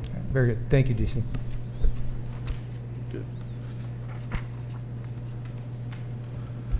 Mission Critical continued. As you see, we asked for 6 patrol vehicles at a cost of over $350,000. We asked for a Finger Lakes Drug Task Force computer, Home Depot, Auburn Chainsaw, and Johnson Paper maintenance supplies. Our software line, we're locked into a lot of software and multi-year contracts. We can't break those. If we do, we're possible to go to litigation. Lexipol, which is mentioned here, this software is for our policy procedures, which get updated daily. We get case law that advises us that we need to update it, so we're on good terms of making sure that our officers are actually understand the policies and procedures that they're supposed to be. Operating supplies. We have SPO equipment, ET equipment, which is our evidence technicians, range equipment, ammunition, tasers, PPE, and office supplies. Gas and electric. Telephone and other utilities. These are cell phones for the detectives, myself and Deputy Chief, and Finger Lakes Drug Task Force equipment. We have recruitment and advertising, community engagement, National Night Out, which is usually a great hit in the summer. Our services lines, we have geothermal service, plumbing service, electrical service, repair on the boiler and inspection, roof maintenance, and the Finger Lakes Drug Task Force maintenance on their building. Memberships and fees, we have multiple memberships. IACP along with junior officers. With those memberships, we get discounts on trainings, we're offered trainings, we're offered literature to be innovative and to advise us of new stuff that's coming on in our world of policing. Consulting fees, we have new hire, medical, psych, poly, fit test, physical for ERT members, random drug test screens, language line, and 207C for consulting. Police Special Operations Fund, which is how the Finger Lakes Drug Task Force operates and how they're accomplished keeping us safe on the streets. We have a training and travel line, fuel, and vehicle maintenance. Both of those last 2 have gone up from last year. Fuel because fuel's gone up the price, and vehicle maintenance because our vehicles are getting up there in age and we're trying to maintain them so they're not. So that's the reason for that, asking for the 6 in the budget originally, I'm assuming, is to tie it into the higher maintenance costs? Yes, sir. Appreciate it. Yep. Chief, are those 6 in addition to the 3 that we've secured through the state grant? Yes, sir. Okay. Before you move on, I do have a couple other questions. Do you know off the top of your head what the balance of asset forfeiture is right now? Over 100,000. Okay. We can't supplant though. No, I But- understand that. Yep. Yeah, I'm very familiar with what the rules are. Okay. Back in my early days on council, that was an issue, and we actually had somebody from the state come and do a presentation on that. But is there anything that you're requesting in the budget? And you don't have to answer that now. I'm just throwing that out there as an idea that you could use that funding. We've been for. looking at the other grants to purchase stuff. As I stated in the annual report, I'd like to purchase bicycles and other units because we're getting locked up with promotions. I think it's good to keep these guys motivated and wanting to do more things at the PD. So that's what we're looking to use the money for, is to try to get them in specialized units. The training and travel, so is that the training budget for the whole department? Yes, sir. And again, you don't have to answer this now. I'm just wondering, out of that amount of money, what would you need for mandatory training? And before you answer, let me say that I am as big an advocate for training as you are. We've had that conversation.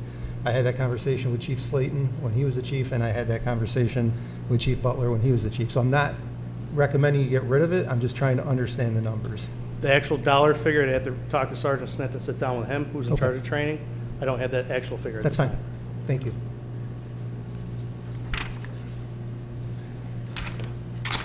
Reimbursements. Our Wegmans detail at $125,000, Stop UWI $20,000, our SROs and SPOs at $290,000, our ballistic vests. They usually expire after 5 years. Last year we purchased half the PD's vests, got reimbursed for half. This year we purchased the other half and we're getting reimbursed for that half this year. Government traffic, aggressive driving, $28,000. U.S. Marshal detail, $5,000, and Give and Strive, one at $182,000 and one at over $300,000. Give and Strive were awarded to the City of Auburn due to the volume of violence in the community according to New York State. Give and Strive have not been included with the budget due to the fact we've yet to be awarded the grants. Give funds cover overtime details, community engagement events, and equipment. Strive grant funds cover half of the data analyst salary, one agreement with the Finn Institute for the grant project coordinator for Strive, overtime details, and equipment. Hey, Chief, so you got the Give and Strive's not figured in right now, so that's possibly another $483,804 that we could have. Yes, if sir. it comes through. And it's going to come through. It just hasn't come through yet. Right. I think if I talk to Captain Platt, the award for Strive either came in after we did this week or is coming through next week. Give, we just been working on the budgets, myself and Captain Chadwick, and we're planning on that getting an award probably May, June. Right, and they can only be used for certain things, obviously. Yes, sir. I appreciate it. Total reimbursements is almost $1 million for us. Currently, police department does not have any bonded equipment at this time. Going into the 8%, which is actually 11.5 for the PD, cut from mission critical budget.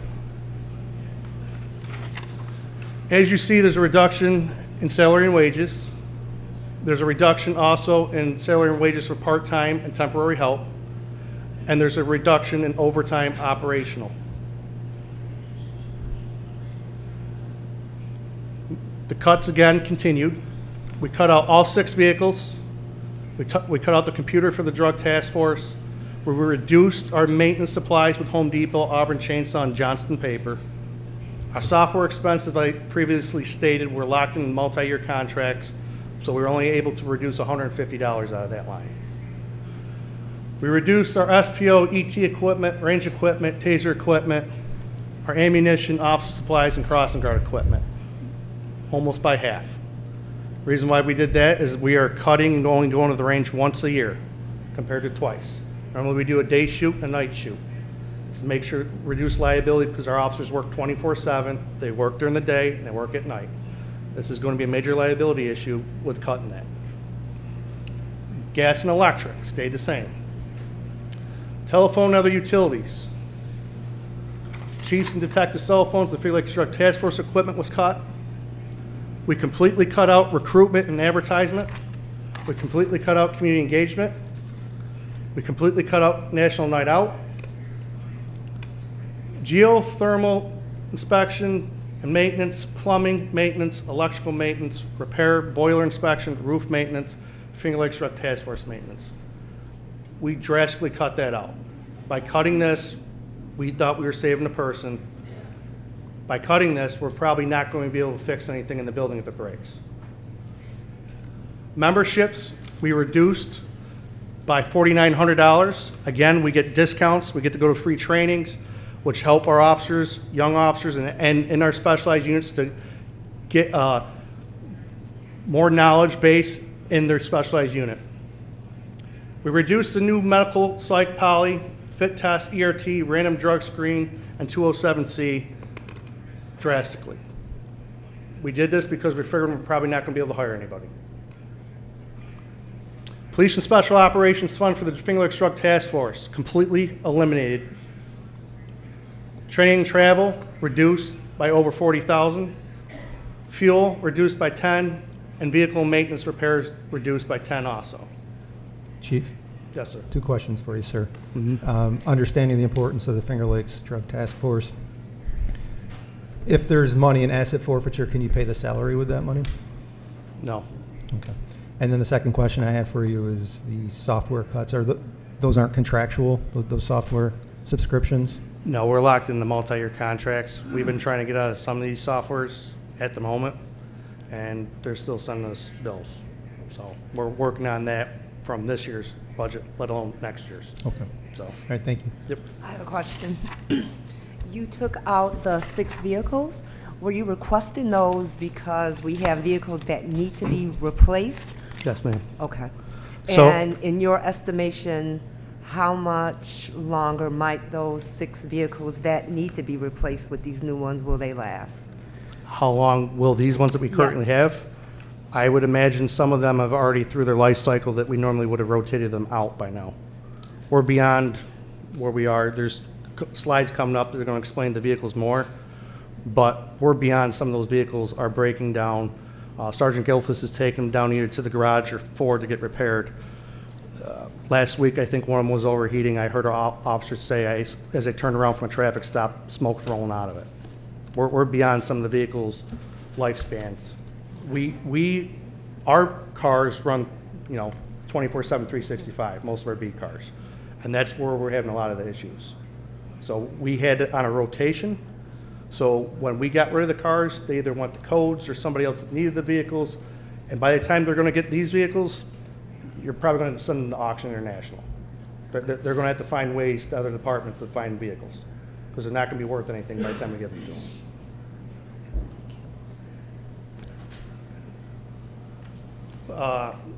There's going to be no more money for community engagement, as I previously stated, no more money for recruitment, no more money for hiring new personnel. In the bottom left-hand photo was the Amazon box giveaway in Franklin Street at the Harriet Tubman Memorial Zion Church. On the other photo is at Champions Life with Sergeant Parker with a bunch of kids. I love these photos. I'm sure everybody else does, but we might not be able to take these photos next year.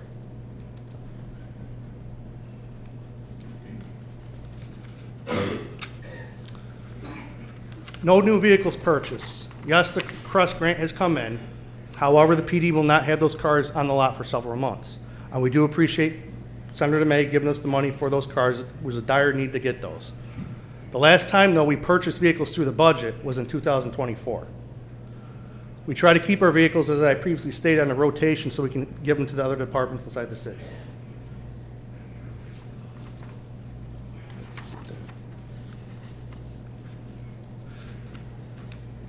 No money for repairs on a 100-year-old building. There's been 4 HVAC systems that have failed in the last 2 weeks.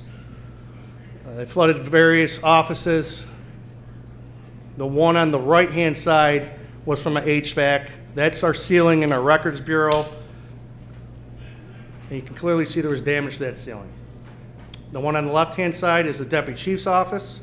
That was not from an HVAC, however, it was from a roof. There was a hole in the roof, but we also found out that our downspout to our gutter to the road, there was damage to that. Thank God for the DPW workers and our engineering assisting us on these things. The middle photo is sewage coming up out of the floor and the men's locker room in the basement. We had officers taking showers. They had to stop because they didn't know what it was at first. It ended up being sewage. We've had to call in a business twice to snake it out. We're hoping it's repaired, but we're not 100% sure. We thought it was repaired in the first time. We had to call them back the second time. So I'm hoping there isn't a third time. It's a charm. I hope it's done in the second. We're going to cut the part-time park enforcement. This position has issued over 5,000 tickets in the past 2 years. That money figure is about $50,000 during that time period. It almost covers his salary. This position does year-round alternate side parking. So assists the DPW workers are trying to get the plow trucks. He's out enforcing the alternate side parking so emergency vehicles can get through. And so the DPW plow trucks can get through and plow out the streets. We're cutting out, yes, sir. Sorry, Chief. If that person is if there's revenue there, why would you cut the person if there's? I believe it's contractual, according to CSCA. All right, very good. And we don't really have a budget for revenue. So what we're looking at is what can we cut that is an expenditure. And since we don't have any control over what revenue we're generating or what we think we're getting, all we can look at is what can we cut to get our number down to 1.1 million. Thank you. Chief, can I ask one more question related to vehicles? Yes, sir. The vehicles that need to be replaced, are they all patrol or are they command staff? There's some detective vehicles that need to get replaced. I think some of them are close to 10 years. Okay. I know there's some other vehicles that are close to 10 years in age. But some of the beat cars themselves, they're whooped. I know it's not proper language, but they are. At your convenience, either you or Sergeant Gilfus, could you just send us how many of the patrol cars need to be replaced? You want all the vehicles or just? All the vehicles and which one are patrol? Okay. Yep. Thank you. Yep. Two-time parking SPOs at City Hall cut. There will be no more deterrence for violent crime at City Hall. Back in 1992 in Watkins Glen, there was an active shooter that came in from Ohio because he was enraged over paying child support. He killed 4 people down there. In 2009, in Binghamton, there was 13 people killed at another government building, at an immigration office. I believe these SPOs are a great deterrent for the people in this building. We don't know what type of person nowadays is going to walk through those doors. I don't disagree with you. I work in this building. As I told you last night in our phone conversation, I've had people show up at my house. So I get it. But my question for you is, how long have the SPOs been working in this building? Before I took this position, I know that. Yeah, I think it's 2 years. Yeah. So. Okay, thank you. 13 crossing guards and equipment eliminated. As you see in this photo, there's a car at every point of the intersection. This is clearly going to be a liability issue if one of the children are struck on their way to school. In terms of crossing guards, obviously I have 2 children that walk to school back in the day, and I understand and appreciate the importance of them. Is it a mandate from New York State? Is there, and it's just purely? There's certain intersections that we have to cover, or probably need assistance from the other departments. If we take one of these 2 proposals, that we're going to have covered. And I think it's 4-lane intersections, if I'm not mistaken, Corporation Counsel. I'll defer to you, Chief, on the specifics there. Just to answer your question, Mayor, there's no requirement from the state that a municipality field a crossing guard program. It's something that the city has chosen to do for a long period of time without any contribution from the school district. But Chief certainly knows better than I what the requirements would be for crossing a state highway. I think that's probably what you're referring to. It's a 4 lanes of traffic that you're required to provide someone to help cross. So that would be Grand Ave, North Street. Those are the 2 main places that we would have to staff the various intersections that are there. Okay, thank you. We're going to, with this budget cut, we're going to have to disband the Finger Lakes Drug Task Force, which is at $38,000. They seized over 5,000 grams of cocaine, over 2,000 doses of heroin/fentanyl, 33 guns. They seized over $460,000 and made 99 arrests. Our drug task force is the tip of the spear for our police department. They're the ones that go out and get the drugs and guns and do those investigations. We can clearly see that the money pays for itself with this type of investigations. We can't put a money figure on how many lives they've saved with either taking the guns off the street or taking the doses of heroin/fentanyl off the street. I don't believe there's an actual money figure for this unit. This unit is a vital unit for the police department, vital unit for the city, vital unit for the community, vital unit for also Cuyahoga County. Drugs don't just stop here at our gates. They travel across all New York State. How many guys is on that team, Chief? There's supposed to be 4. Currently, we have 2. Copy. I have a quick question, and I just thought about this. I'd never seen this specific slide before, so this is probably just out of my own curiosity. What do we do with the drugs and the money? The drugs get disposed of. Does that money go back into? So a portion of it comes back to us, a portion of it goes to the DA's office, a portion of it goes to courts, I believe, Oasis. Okay. And a portion of it, depending if it goes federal, it goes to the federal agencies. Okay. And if there's, with the task force, if the sheriff's department's involved, they'll get a portion of it. The state police does not get a portion of it. They have a big enough budget. They're good. So it's taken and used for good safety? Yes. Okay, thank you. And last, we are going to eliminate one vacant patrol officer's position at $124,000, which is not what we want to do.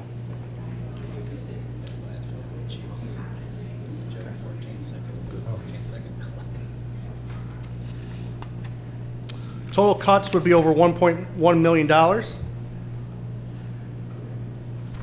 This approximately is about 24% of Auburn Police Force workforce with all these cuts. Now we're going to talk about the 11% proposed budget that's actually 14.5 for the APD with mission critical. It's all the previous cuts that we just discussed, went through all the slides. It's the 4 vacant patrol officers positions that were eliminated. It's the narcotics unit that was disbanded. It's the 6 patrol officers vehicles that were cut. The secretary's position eliminated. The 2 part-time SPOs from City Hall cut. 1 part-time park enforcement cut. 13 crossing guards eliminated, and equipment and training reduced and cut. This also now includes 4 additional police officers eliminated from the budget at $493,000.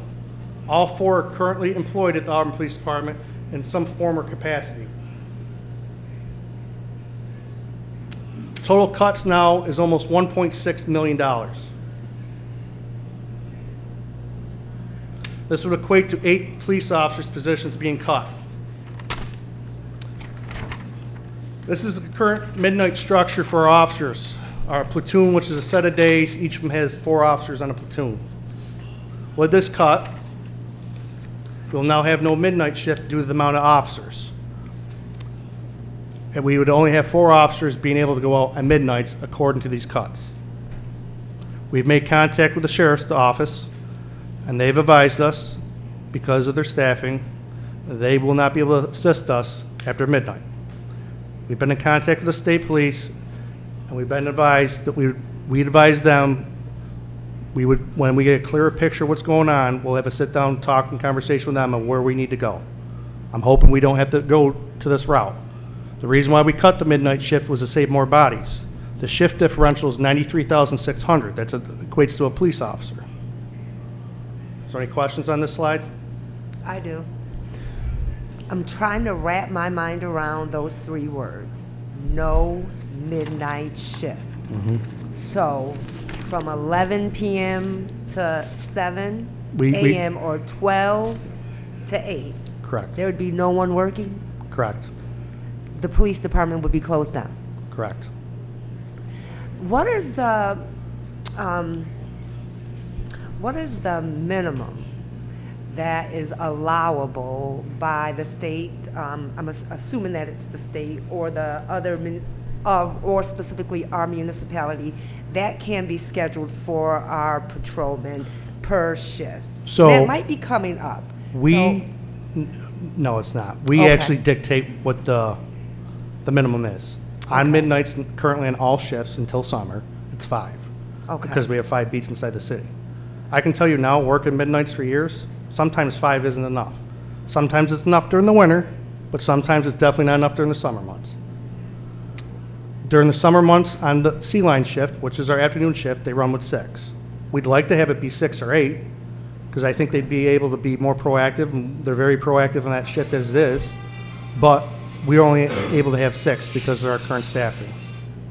How do we factor in our sergeants into that number? So the sergeants are in addition to that, because they oversee each platoon. So these are just the officers.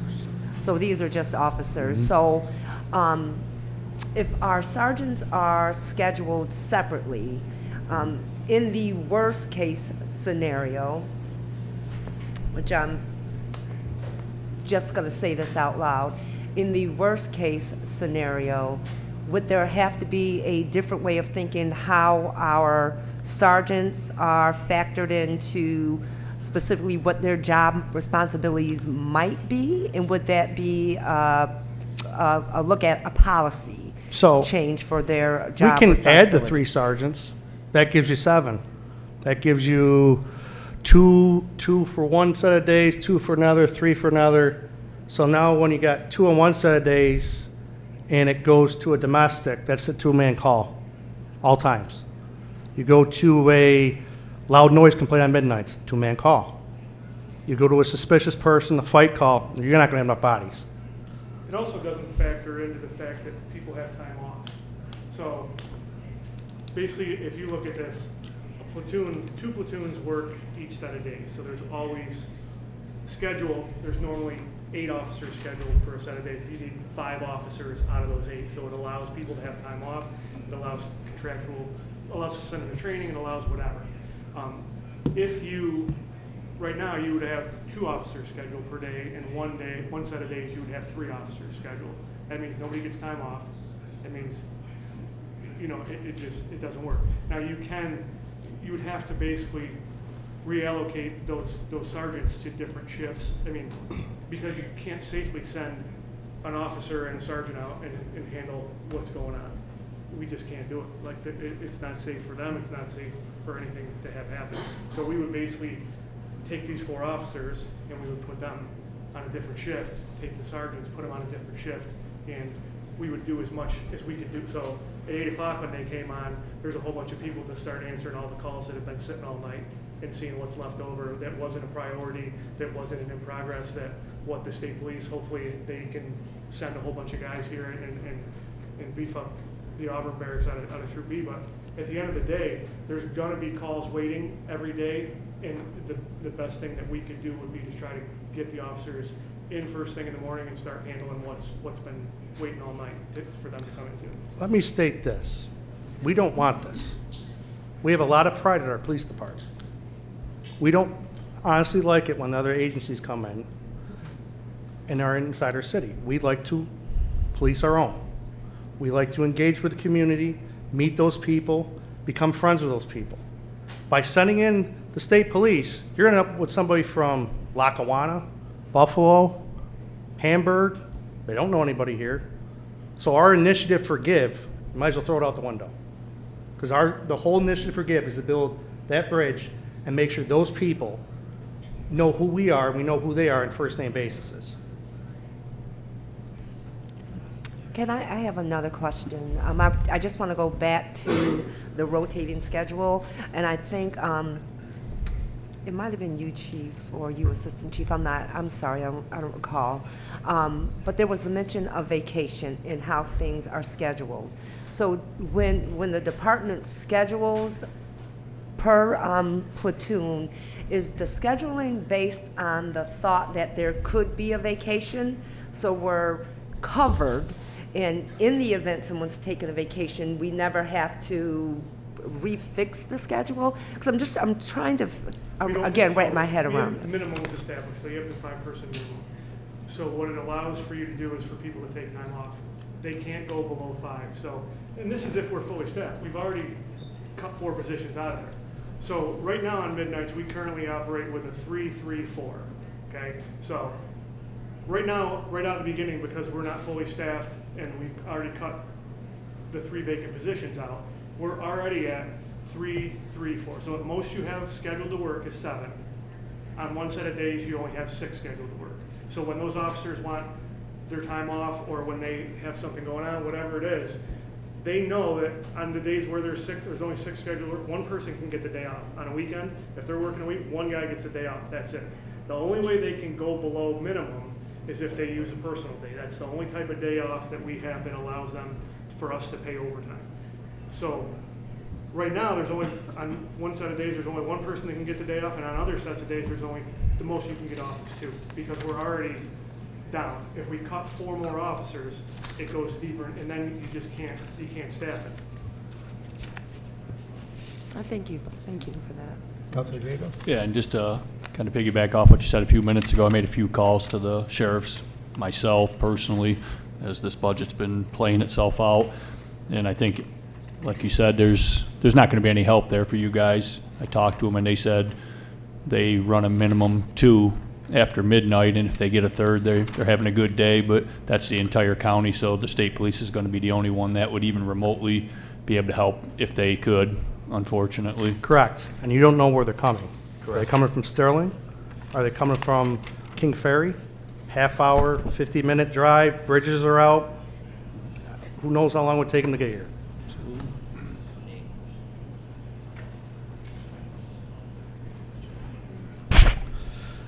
The total personnel cut in this proposal is about 28% of the workforce. I want to close with this. This presentation wasn't meant to be a scare tactic or make anyone upset. We wanted to be clear and give the facts as much as we could. We were advised to come up with 3 proposals, 2 of which cut us far beyond mission critical. I truly believe if one of those 2 last proposals are accepted, and we will go up in significant crime at a significant rate and in a short period of time. We've been trying to make our community safer, but if we do this, it's going to make it far less safe than it is currently today. Chief, I do have, does council have any questions? Any additional questions? Chief, I have a question for you. When you talk about minimum manning, is that determined by you? Okay. And when you determine like the number of sworn officers that you feel the city of Auburn needs, how do you model that? I've done some reading, right, because I'm concerned about what's being proposed and the decisions we have in front of us. And my understanding is that the International Association of Chief Police has a workload model. There's multiple different models. The FBI has a statistical model. It says that we're supposed to be at a certain amount.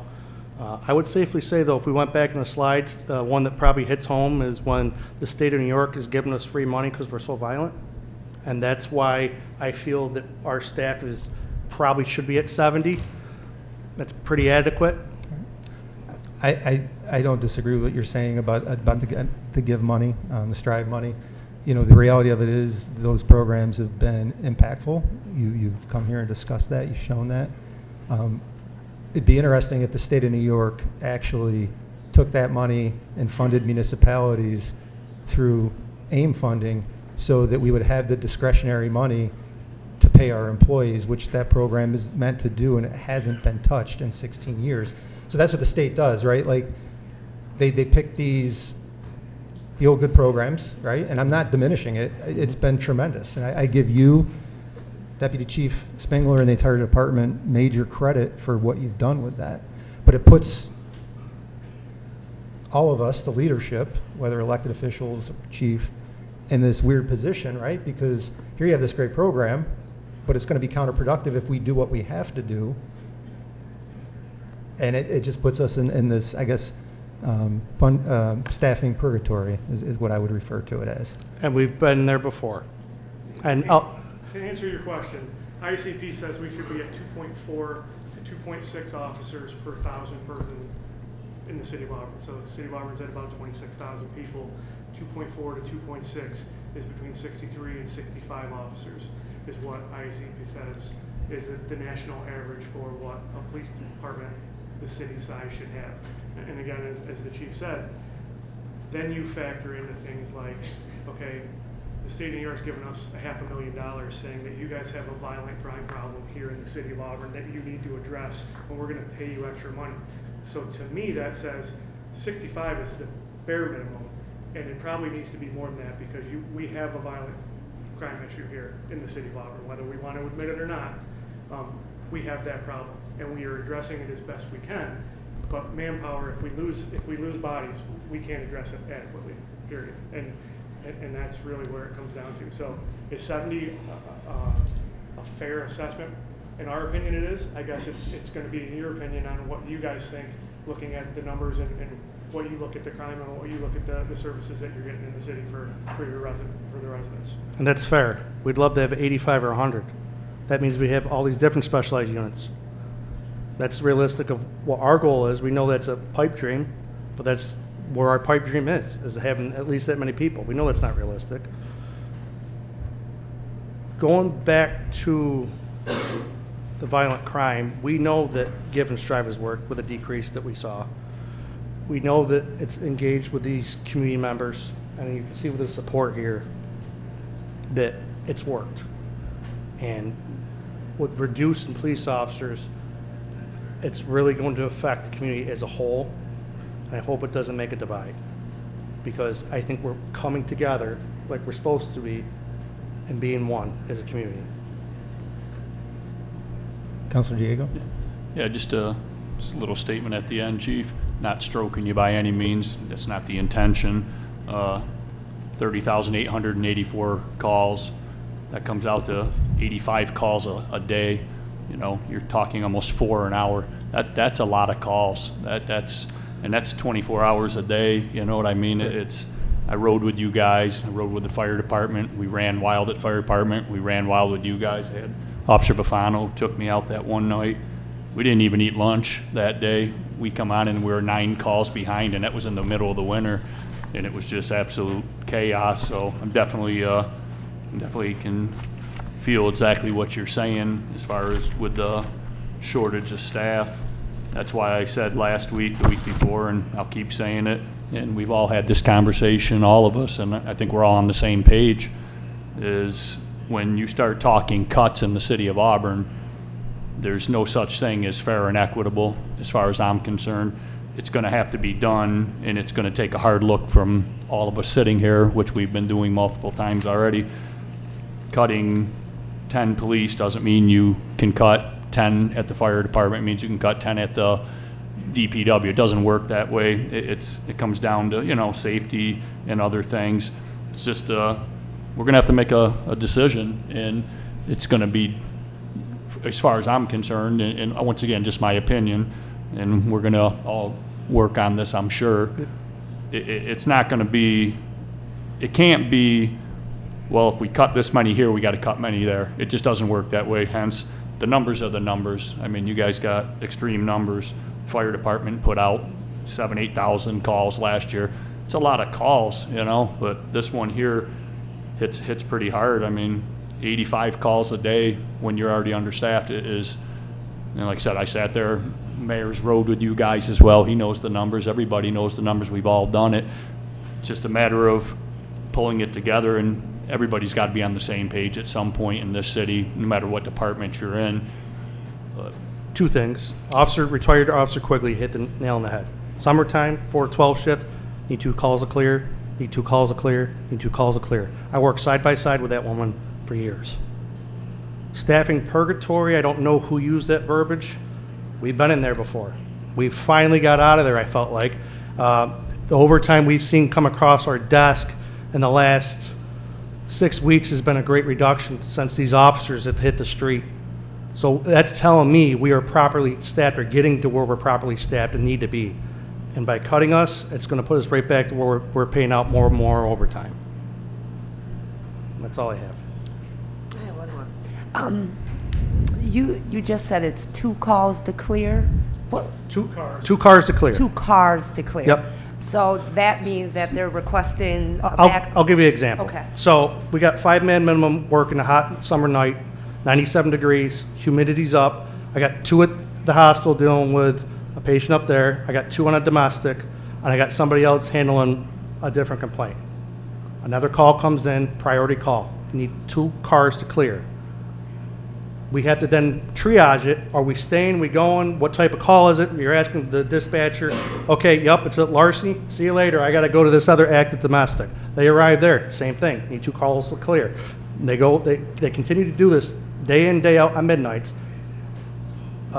As they said, and you said, they don't get a lot of dinners or even are able to eat their lunches on the C-line shift, let alone some of the other shifts at times too. All of our calls go through 911, right? Yes. So is it 911 that's determining that it's a 2 car? They have their own, both. So they determine through their own policies of what is determined a priority call. But we also determine through our policies of how many cars should be going to that call. Council, all set?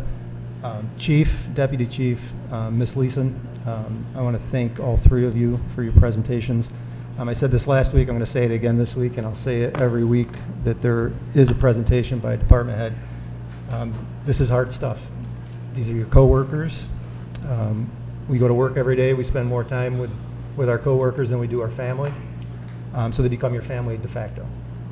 And these are very difficult conversations, and I appreciate the method in which you've handled it, the professionalism with which you've both handled it. I can't thank you enough for that. Thank you, sir.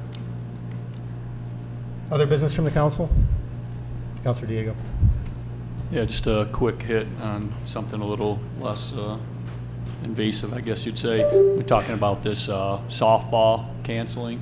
I've already been in contact with 2 guys that are willing to take this league over themselves. We just have to get the numbers together. They went out and priced out insurance today as well. Me and Chuck were talking about it earlier today.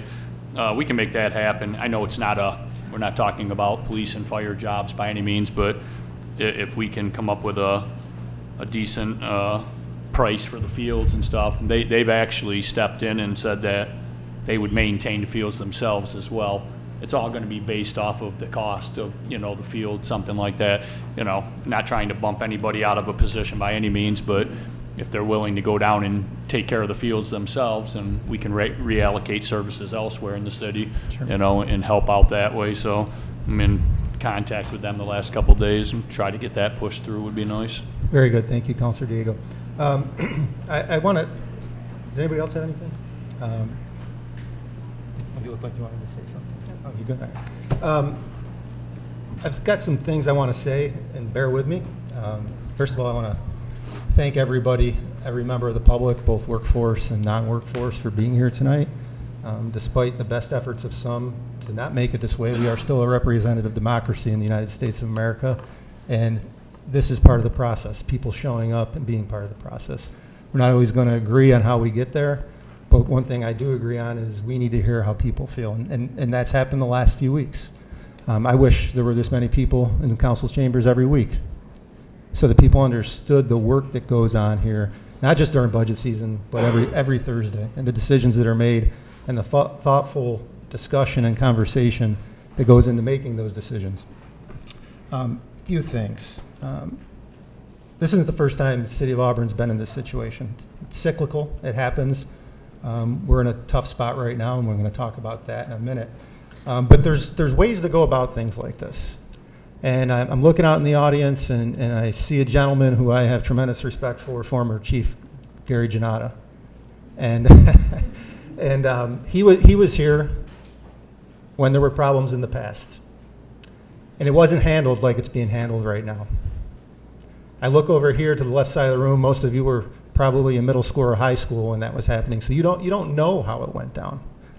And what happened was the council sat here, and not because they were in severe fiscal distress like we are now, but because the council had made really bad decisions and set the city on a bad path, which we're still paying for today, by the way. And what they did was they sat here with everybody in the audience, and they picked who they wanted gone. When we were informed of where we were financially, the 5 of us, in lockstep, that's important for everybody to know, we were in lockstep on this. The direction we gave to the city manager was we're not going to operate like that. We need to know what the facts are, and we're going to work collaboratively with our department heads, and we need to get where we need to be. And we need to do that as a team. I meant it when I said it, and I know the 4 of you meant it when you said it, and that is how we will operate until we take this final vote. And I know for some of you who were here last week, this is repetitive, but that's okay. Come back next week too, I'm going to say it again. That's how we're going to do it. And it's going to be difficult, but we have no option but to make hard choices. There's a saying, hard things are hard. This is hard. Hardest thing I've ever had to do. Hardest thing every single one of you had to do. I'm not pointing me out individually. I'm just saying collectively this is hard. And I'm a student of history. One of my favorite presidents is Harry Truman. He had a sign on his desk that said, "The buck stops here." I've got one on my desk in my office because I believe that. And there were some comments tonight, and I'm not picking on anybody because, again, you have freedom of speech to say whatever anybody wants to say. But I do too. There's a comment tonight that this is our problem and that we did this. And if that's how people feel, that's fine. Buck stops here. I'll own it. And like I said last week, I am sorry that this is happening because I do consider you all my coworkers. Not my employees, my coworkers. Whether you like me or not, you're my coworkers. And I've always treated each one of you with respect. In the 11 years I've been here, I've got a year and I think 9 months left in this term, and I'll continue to do that. That's my vow. Every time I've met with a union, I've said to them, the only thing I will promise you is I will treat you with respect.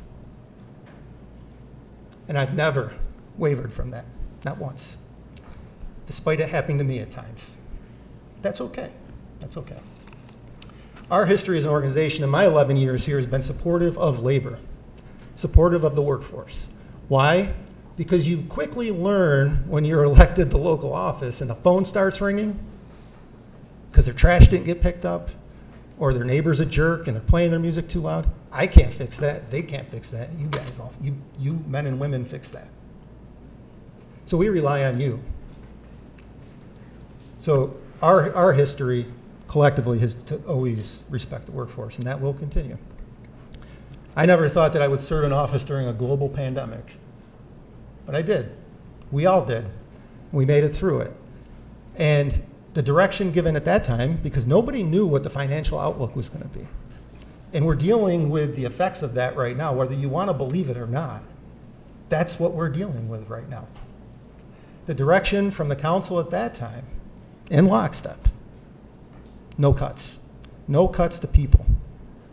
We're going to cut services. We're going to have an austerity budget. That word was said 100 times if it was said once. Austerity budget, no cuts to people. And we lived up to that. And then we saw these inflationary factors start to hit us, just like everybody else. And we received the American Rescue Plan during the Biden administration.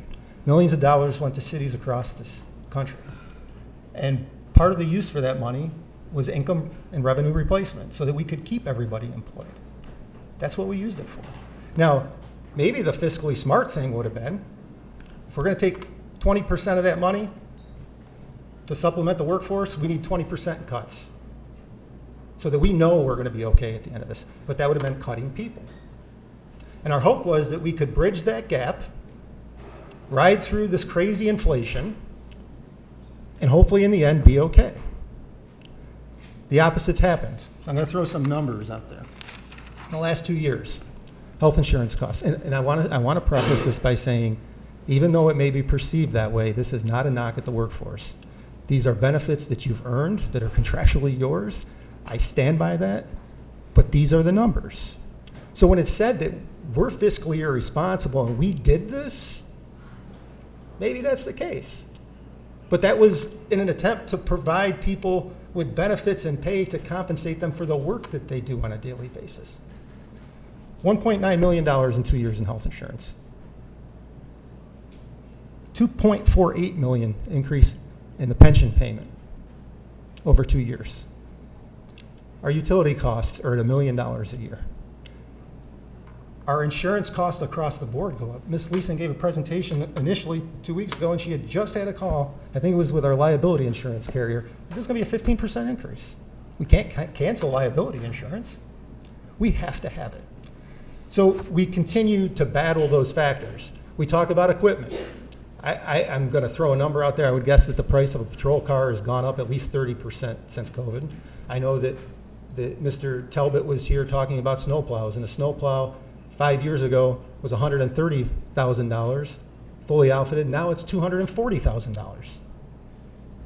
So again, you can say we caused this, but those are the factors that we're dealing with and trying to mitigate them. We have worked tirelessly. I've gone to Albany every year for 11 years, and I've pounded my fist on the desk. We've passed resolutions here talking about AIM funding, because as these costs have gone up, like this, not like this, our revenue has stayed like this.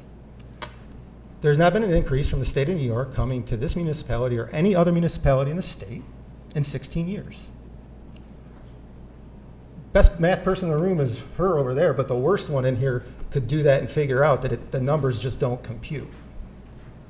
Now, there have been temporary bumps the last 2 years, but we can't budget that money because we don't know if we're getting it next year.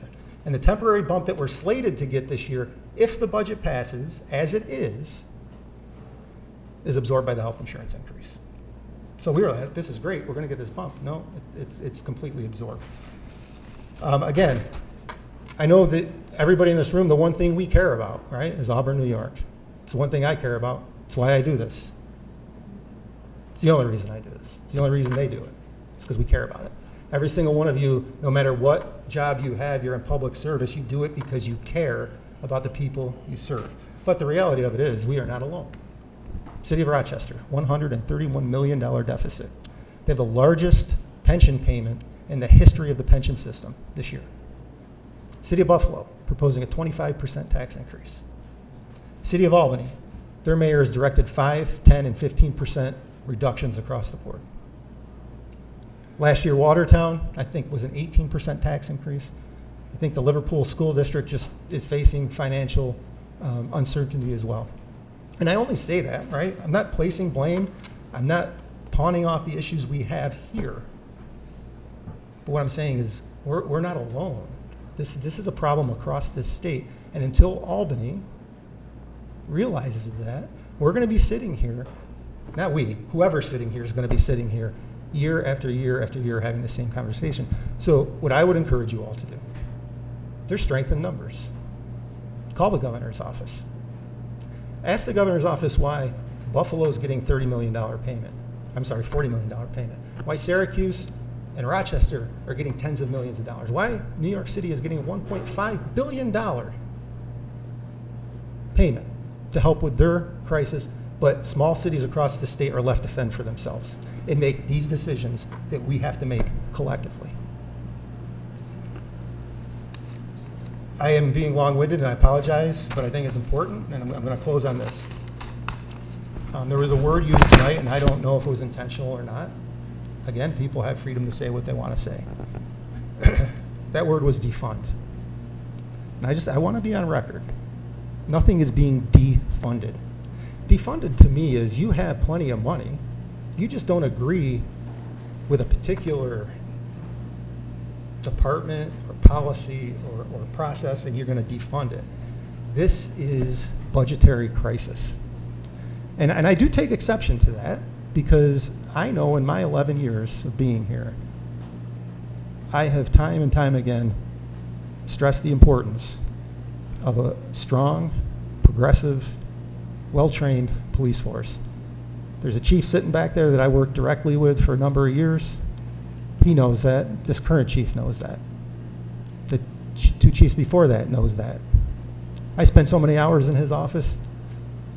How many of you on the police force were on the force 11 years ago? Raise your hand if you were here 11 years ago. Pretty small number, right? I was a brand new city councilor. I think 2 weeks in. And the vice president of the union at the time delivered me an envelope. And that envelope contained a no confidence vote. And it was a police department that was in severe distress because of policies in that department at that time. And that's a one-trick pony when a department does that. And it was going to end one of two ways. And I, along with my colleagues, and then interim city manager, and then full-time city manager, Jeff Dygert, worked to a reasonable resolution to that problem. Because we cared about this department, and we still do. So I don't want anybody here to think that the conversation that's being had, and again, no decisions have been made tonight, no decisions are being made tonight, are not because we don't value the Auburn Police Department or we don't support the Auburn Police Department, because the record does show otherwise. I'm just going to say in closing, collectively, we have to get through this together. This isn't the Auburn Police Department, Department of Sanitation. It's not the Auburn Fire Department. It's the city of Auburn, and we have to work together to get through this. Do you have a request for executive session? Yes, I do, Mayor. 2 items related to the financial history of a particular corporation, 1 matter leading to the appointment of a particular corporation, and 3 matters related to collective bargaining. we have a motion for executive session? Counselor Clarko, second by Counselor Cuddy. Please call the roll. Executive session for 7:30 PM. Counselor Diego? Yes. Counselor Overstreet Wilson? Yes. Counselor Cuddy? Yes. Counselor Clarko? Aye. Mayor Genatino. Aye. We'll be in recess for executive session. For your assistance there, Tim. Appreciate it.